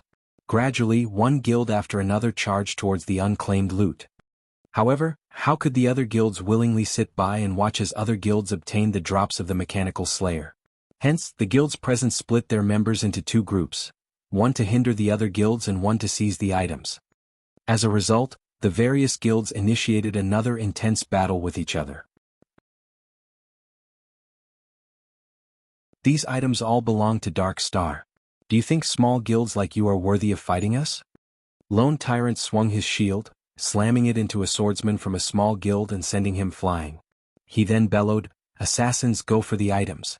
Everyone else, protect them." Immediately, dozens of assassins from Dark Star sped forward, while the other members of Dark Star opened a path for these assassins. You wish to take those items? Have you sought my permission to do so yet? Red Feather led his subordinates forward, gradually approaching the drops while hindering Dark Star. Simultaneously, Emperor's Light, the Assassins' Alliance, and World Dominators also began to fight their way forward. Although these powerful guilds were very strong, the small guilds were no fools. These powerful guilds' main target would be the highest concentration of loot. Hence, as unrated guilds, rather than competing over these locations, it would be far wiser for them to compete over locations with fewer items. That way they would have fewer challengers. Meanwhile, seeing the various guilds picking up drops one after another, the independent players watching from the outskirts of the battlefield could not help but grow envious. At this moment, however, the guilds that had managed to secure some drops for themselves also displayed grim expressions. Originally, they had been fighting vigorously while ignoring all costs in order to secure the loot. After all, as long as they put these items into their bag, even if they died, these items would not drop. However, now that they had gotten their hands on these items, the result was completely different from what they expected. Any players holding the dropped items had to stay alive and hold said items for 2 hours. If killed during this time, the dropped items would automatically fall from the player's bag. What the hell is going on here? Lone Tyrant looked at the dropped item inside his bag, his brows wrinkled. To secure the dropped items, they had not held anything back while slaughtering their way forward, even at the expense of sacrificing their own companions. Meanwhile, the only reason Lone Tyrant Willing made such a huge sacrifice was because he knew that they could take ownership of the dropped items the moment they got their hands on them. At this moment, out of the 10,000+ Dark Star members who had arrived, less than 1,000 remained. Yet, Lone Tyrant had made all those sacrifices only to find out that the battle was not over yet.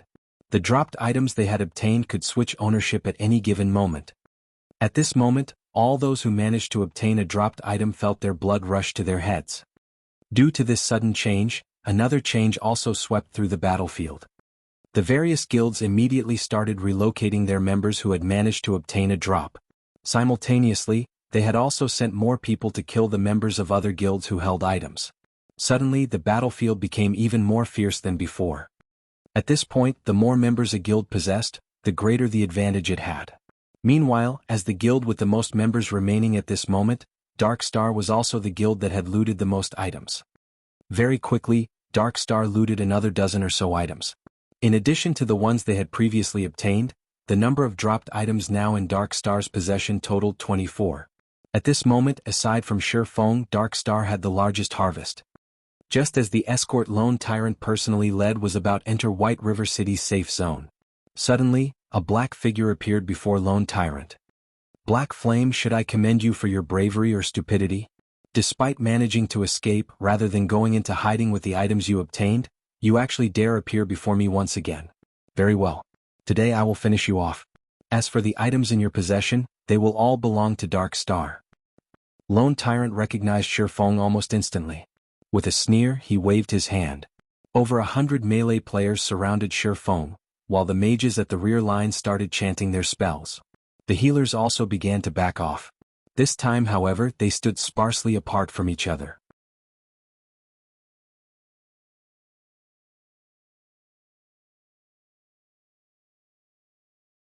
With several hundred people standing so sparsely, the effective range of Firestorm in absolute time would indeed be insufficient to deal with all of them.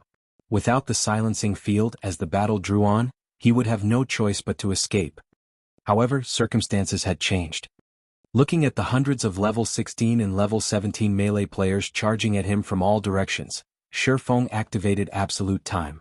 At level 5, Absolute Time had an effective radius of 75 yards, so it covered a large majority of the scattered players. As for those that were outside the range of Absolute Time, they were no threat to Shifeng.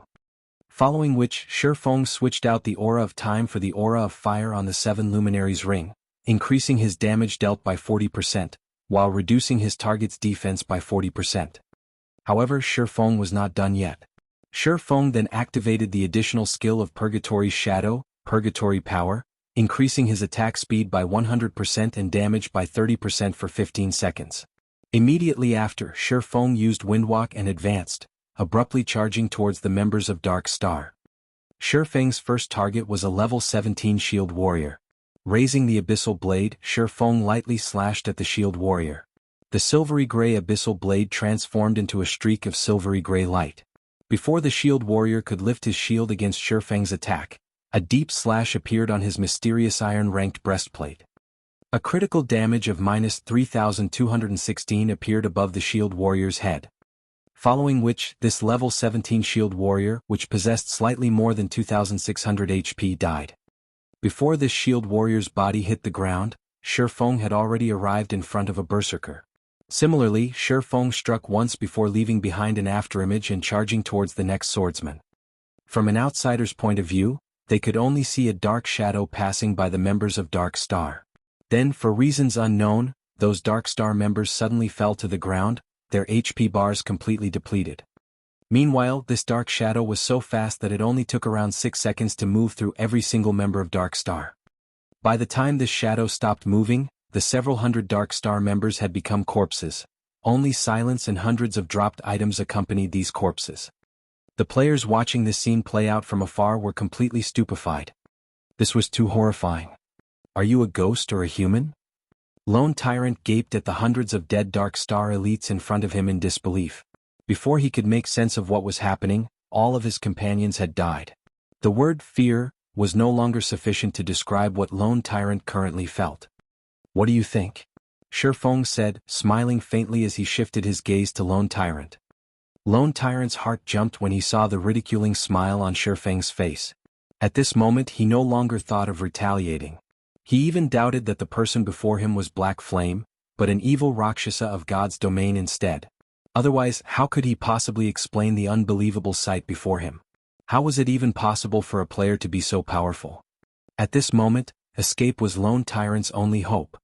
Even if he had 10 lives, they wouldn't be enough against such an evil Rakshasa. However, as soon as Lone Tyrant turned around, he discovered that Shifeng had already appeared in front of him.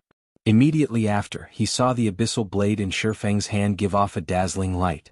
He also felt himself melt at the immense temperature radiating from Shifeng's sword. This skill was none other than Shifeng's recently upgraded level 9 flame burst. Before Lone Tyrant could react, the scorching abyssal blade had run through his heart. The hell-like flames incinerated his body. At the same time, a massive damage of over -10,000 appeared above Lone Tyrant's head. Following which, as if struck by a meteorite, Lone Tyrant was sent flying backward. However, before his body made contact with a solid surface, he had become nothing more than ash in the wind.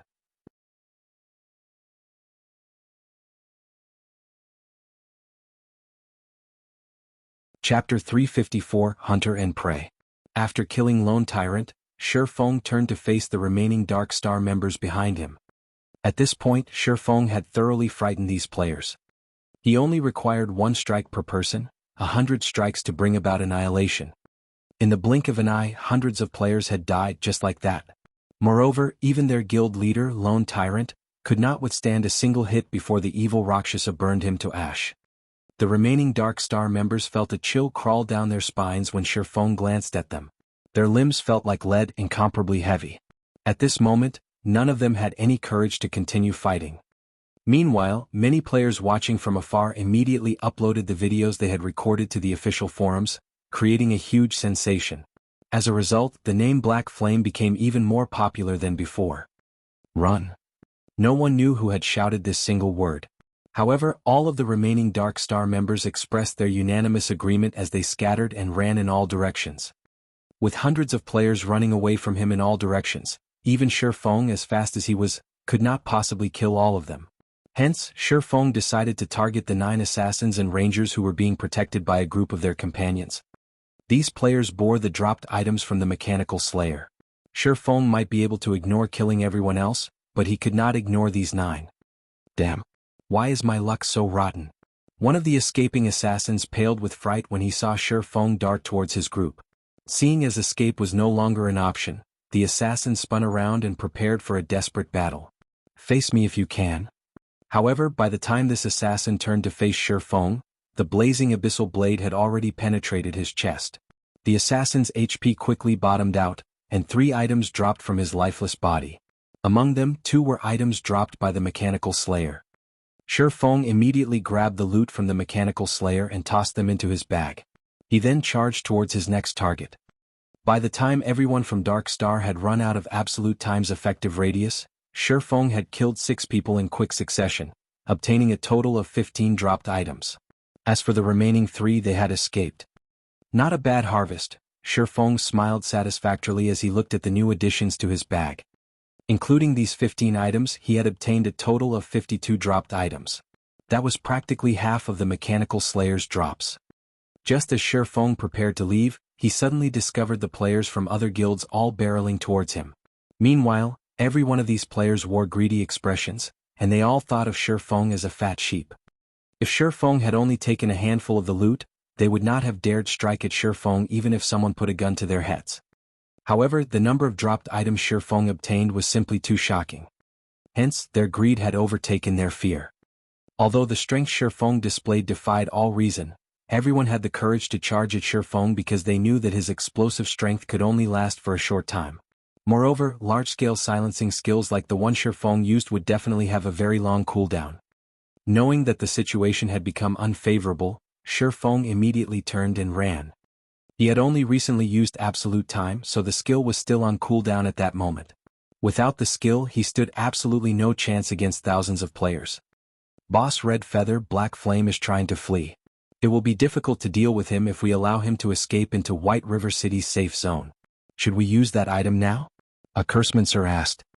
At this moment, Red Feather carefully considered the situation. Standing by his side, Flourishing Willow said, "Big Brother Red, are we really going to make a move against him?" Flourishing Willow's words surprised her teammates. Normally, Flourishing Willow was the most bloodthirsty out of any of them. How could her change of heart not surprise them? "Willow, I thought you said that you wanted to teach Black Flame a lesson? What's changed? Don't tell me you're afraid," an assassin on the same team joked. "Huh? Who's afraid? Are you itching for a beating? Why don't we have a private spar once we return?" Flourishing Willow glared at the assassin. "No, I was just joking. You're a great expert who ranks on the experts list. Why would you bully me?" The assassin hurriedly said, concerned for his safety. Aside from their boss Red Feather, Flourishing Willow was the strongest powerhouse in their team, and nobody dared provoke her. "Humph," Flourishing Willow proudly snorted. She then shifted her gaze to Red Feather, whose expression appeared melancholic, wondering what his decision would be. Previously, Shifeng had meant nothing to her. Even if Shifeng's past performances were outstanding at most, he would only shine in White River City. However, things were different now. Now that she had personally witnessed Shifeng's skilled and rapid movements, Flourishing Willow was sure that his strength would carry him beyond the confines of just a city. It was especially true for that frighteningly accurate swordsmanship of his. In just a few seconds, Shifeng had brandished his sword over 100 times. He had even done so while moving at high speeds. It would have been reasonable if Shifeng had simply killed the players of Dark Star. However, Shifeng had actually managed to bury his sword in the heart of every player. Even Red Feather could not achieve such a feat. In addition to being so highly skilled, Black Flame was also the guild leader of Zero Wing. His status was not low. Even if they discarded all pretenses and killed Black Flame, it would not benefit the Star Alliance. Move out. In the end, Red Feather still made his decision. They had an opportunity of obtaining a large number of fine gold and dark gold items. So what if they had to offend Zero Wing? Moreover, the Star Alliance was a first-rate guild. Even Ouroboros did not dare disrespect them, much less Zero Wing. "Okay," the several assassins in the team replied excitedly, each of them promptly retrieving a purple gold crystal ball from their bag. Activating wind steps and stealth, these assassins swiftly dashed towards Shifeng. Shifeng's movement speed was extremely fast, and ordinary players had no chance of catching up to him. Even rangers, assassins, and swordsmen, who all boasted high movement speeds, could not catch up to Shifeng. Surprisingly, however, the distance between Shifeng and the players chasing him gradually shortened. Initially, there had been a span of 100 yards between them.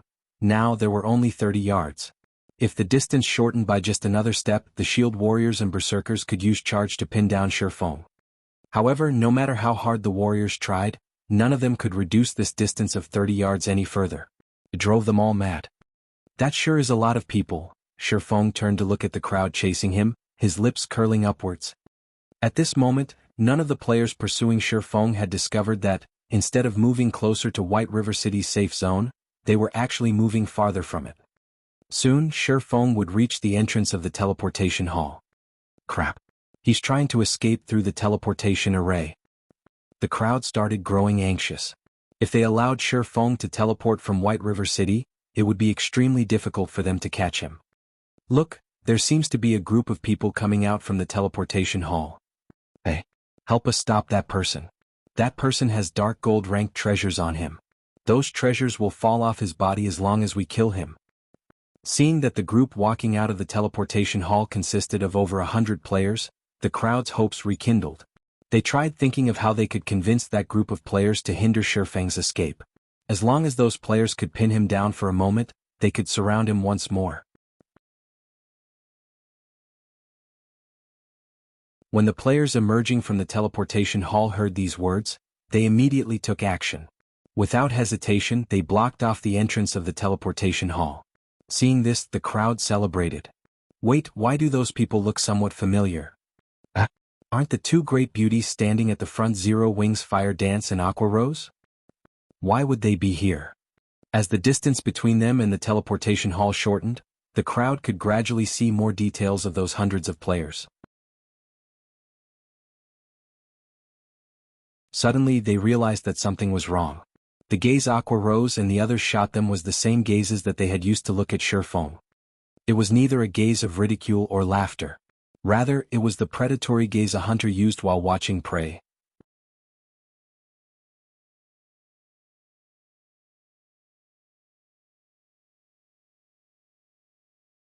Chapter 355, Biggest Winner. We've been had. This black flame is too cunning. He wasn't trying to run away at all. Instead he was luring us over here. Everyone be careful. What's there to be afraid of? They only have over 100 people. We have over 10,000 on our side. Do they think they can really turn the tide? Although the crowd had discovered that something was wrong, they couldn't care less. An arrow fitted on the bowstring couldn't avoid being fired. Shifeng had simply obtained too many dropped items. They might not get another opportunity to find such a fat sheep in the future. Right now, the total number of drops all of their guilds obtained was nowhere near what Shifeng carried.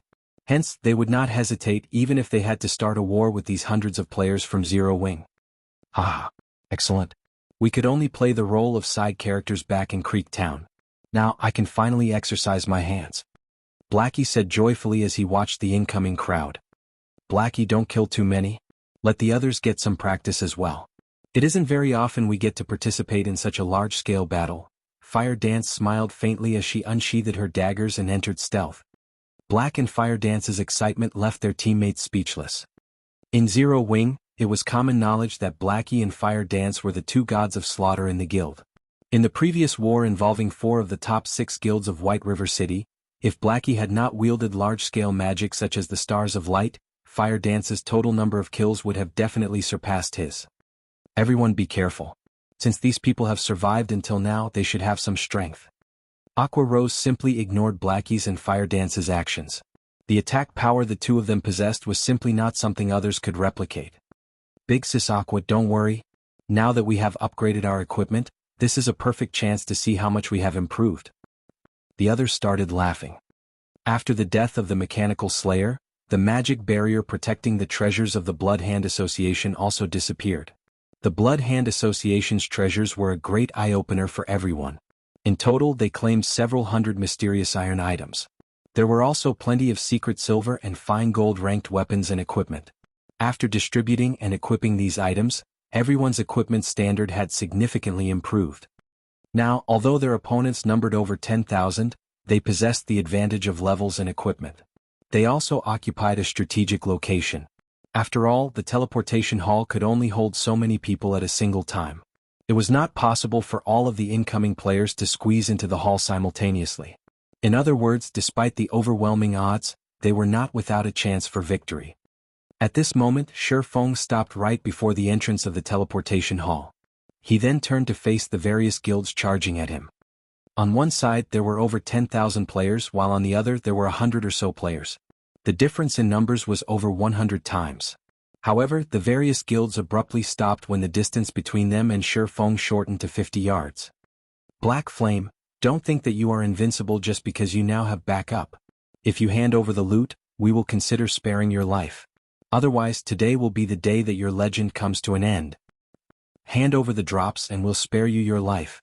Otherwise, you and your team will be finished.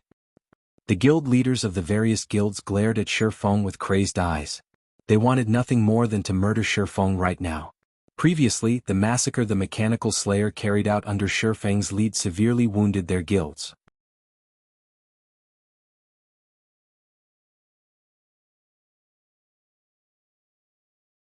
What if they recklessly rushed again, only to find themselves caught by another one of Shifeng's traps? Thus, nobody dared to be the first to charge over. What's the point of talking so much trash? You've chased me for so long, so shouldn't it be my turn now? Shifeng smirked at the army of players before him. Revealing a faint smile, he slowly unsheathed the abyssal blade. Shifeng's calm reaction began to unnerve some of the guilds present.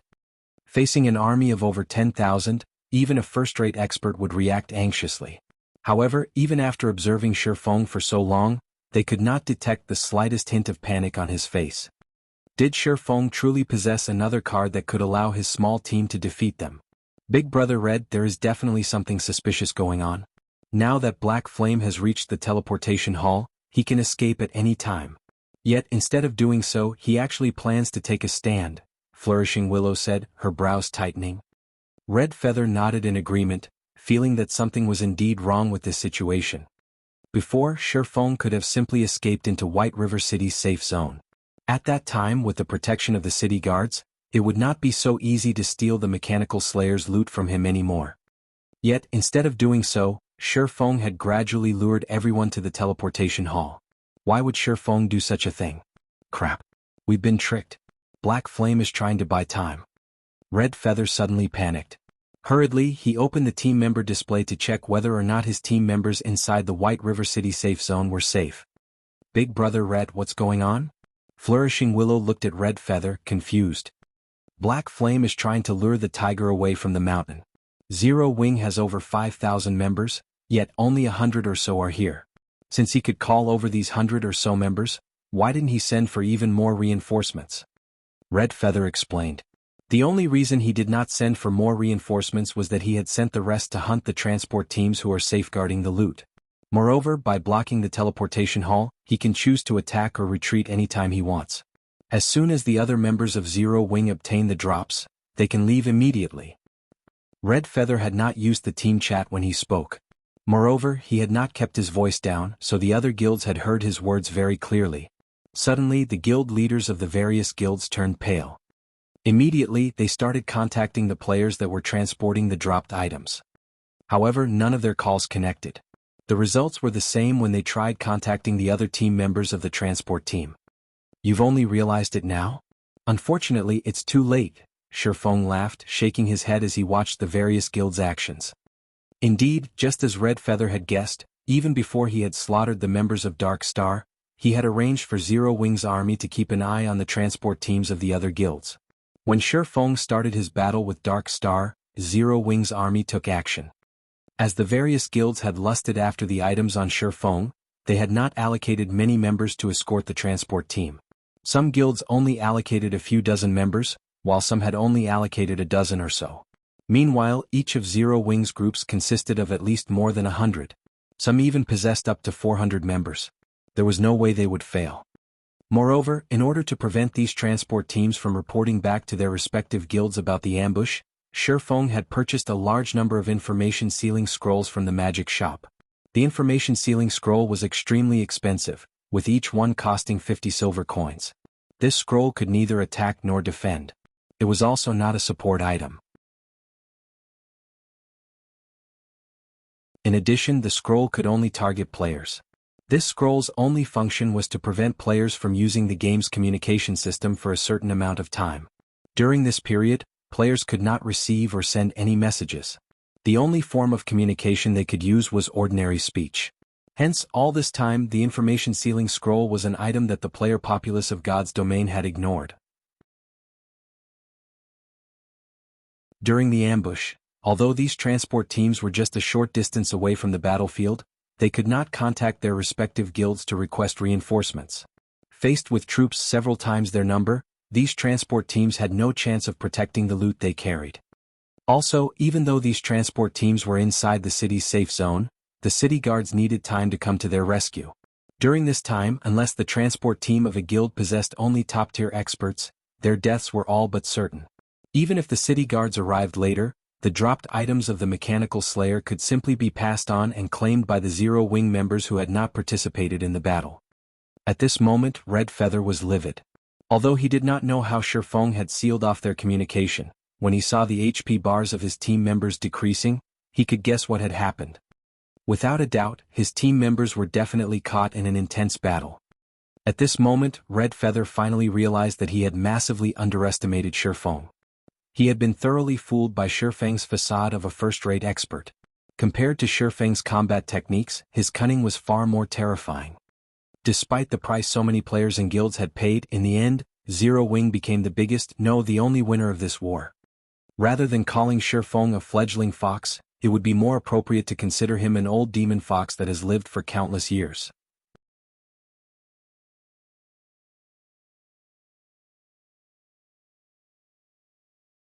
Chapter 356, One Man Holding Out Against 10,000. Big Brother Red, their HPs aren't declining that rapidly. They should have started fighting not that long ago. Also, they're only a short distance away from us. If we run back there right now, we might still be able to save them, Flourishing Willow said hurriedly. However, the moment Flourishing Willow finished speaking, one of the members on their transport team suddenly died. What? Flourishing Willow looked at one of the HP bars on the list of team members in disbelief. The dark HP bar proved that this player was already dead. She was very clear on the strength of the team transporting the dropped items. They were all elites of the Star Alliance. Yet, just shortly after the battle started, one of these elites had already died. How could she not be shocked by this situation? It's too late. At this point, we can only kill Black Flame to make up for our losses. Red Feather shook his head. He then looked at Shifeng, rage burning in his eyes. In reality, Red Feather was not the only person present who was angry. The other guilds were similarly enraged. Shifeng had so easily taken away the dropped items they had paid such a large price to obtain. This also meant that, at this moment, Shifeng had obtained all the drops of the Mechanical Slayer. So, how could they not feel angry? They had far underestimated Shifeng's ambitions. From the moment the Mechanical Slayer attacked the city, Shifeng never had any intention of letting anyone obtain a share of the loot. Now they finally realized how naive they had been. They had lost the battle from the very beginning. The battle between their transport teams and the members of Zero Wing had been going on for some time now. It would be too late even if they tried to rescue the transport teams. The only thing they could do now was to get rid of Shifeng. In any case, the number of drops Shifeng had on him was almost the same as the number of drops of the guilds combined. Kill him. Kill him right this instant. Black Flame, today will be your funeral. None of the guilds present could care less anymore. All of them started charging at Shifeng one after another, not caring whether or not Shifeng had set up any traps for them. However, when the various guilds started charging at him, Shifeng and the others of Zero Wing also retreated into the teleportation hall. Facing death with a smile, the various guilds rushed into the building without a moment's hesitation. Seeing the large number of players swarming into the teleportation hall, Shifeng said in the team chat, "Start." Blackie, who had been eagerly waiting for this moment, immediately cast stars of light. The entrance and hallway of the teleportation hall was not very spacious, with a capacity of only around 100 players or so. Meanwhile, the range of the stars of light just happened to completely cover this area. One after another, stars of sacred light shot down from the sky, rocking the entire teleportation hall. Even with the preparations the guilds made, the might of the stars of light was simply too overwhelming. Despite the healers at the rear trying their best to save their companions, Blackie's stars of light destroyed even the MTs, who possessed the highest HP and defense, in just 2 to 3 rounds. After the duration of stars of light ended, many members of the various guilds had died. Shifeng estimated the death toll for Blackie's skill at over 500. At this moment, Blackie's name looked more black than red. If not for the guards of White River City temporarily halting their management over the vicinity of the teleportation hall, the guards would have killed Blackie dozens of times by now. Meanwhile, Blackie's skill had thoroughly shocked the various guilds. The scene before them brought home to the crowd once more the importance of large-scale destruction spells.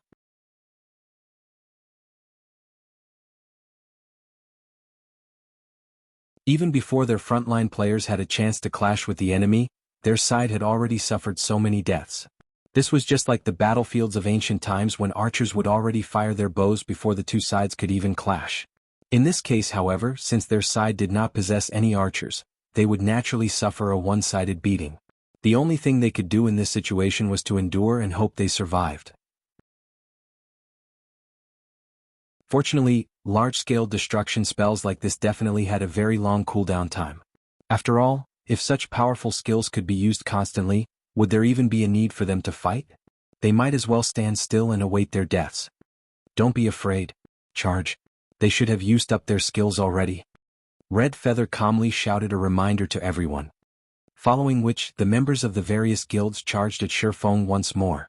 In addition, the number of players that charged into the teleportation hall this time was even greater than before. At this moment, the members of Zero Wing were also ready for battle. Just in time. Let's see how powerful my newly improved skill is, then. At this moment, Shifeng finally utilized the 7 Luminaries ring and activated Firestorm. The level 5 Firestorm was even more powerful than Blackie's stars of light. Towering flames brightly illuminated the entire teleportation hall. The temperature inside the building rose by tens of degrees as well. Numerous butterflies formed by flames fluttered gracefully around the teleportation hall, creating a beautiful scene to behold. However, all the players touched by these flame butterflies instantly combusted, their bodies turning into ash shortly after. Before the healers standing at the back could react, countless players had already died. The number of deaths caused by Shifeng's firestorm far surpassed Blackie's stars of light. Why do they still possess large-scale destruction spells? The various guilds present had long since known about Blackie's stars of light. After all, the scene of Blackie using this skill had appeared on video recordings many times by now. Since they had been prepared for it, they had not sent their full force in the initial charge. For their second charge, however, they had held nothing back. Yet now, Zero Wing had revealed a second and even more powerful large-scale destruction spell. This situation greatly confused everyone. Just where did Zero Wing manage to obtain so many large-scale destruction spells? Just having one of such spells was already a near impossible feat at this stage of the game, not even first-rate guilds possessed a single one of such powerful spells. Yet Zero Wing actually laid claim to two. After Firestorm ended, the members of the various guilds turned silent. No longer did anybody dare to rush forward. After seeing this second large-scale destruction spell unleashed, the various guilds present started hesitating. Instead of letting their blood rush to their heads, they started calmly observing the situation. Looking at Shifeng's leisurely behavior as he stood inside the teleportation hall, they could not help but wonder whether Shifeng still had another card hidden up his sleeves. From beginning to end, Shifeng had never considered the army before him a threat. The expression Shifeng had, in particular, made it seem as if everything was under his control. If there were still members among Zero Wing capable of using large-scale destruction spells, wouldn't they just be seeking their own deaths by recklessly charging ahead? Before arriving at the teleportation hall, the various guilds present had already suffered immense losses. Now the two spells they suffered were like fuel added to the fire. If they were to take another one or two of such blows, just how were they supposed to cope with the losses? Why aren't you guys charging? It is impossible for Zero Wing to possess any more of such large-scale destruction spells. Red Feather shouted anxiously as he looked at the various guilds. Brother Red Feather, it's not that we are unwilling to charge. However, our manpower is limited. What if they reveal another large-scale destruction spell? My guild can't hope to endure another blow like that. Brother Red Feather, why don't you lead the charge for us? If Zero Wing has indeed run out of large-scale destruction spells, we'll then follow you in your charge. Red Feather nearly spat out a mouthful of blood at these guild leaders when he heard their words. He had brought only a small number of members with him on this expedition to White River City. After going through the two great wars earlier, he had lost over half the members he had brought. Just moments ago, Zero Wing had also killed his transport team. In the end, the only thing he gained from this trip was losses.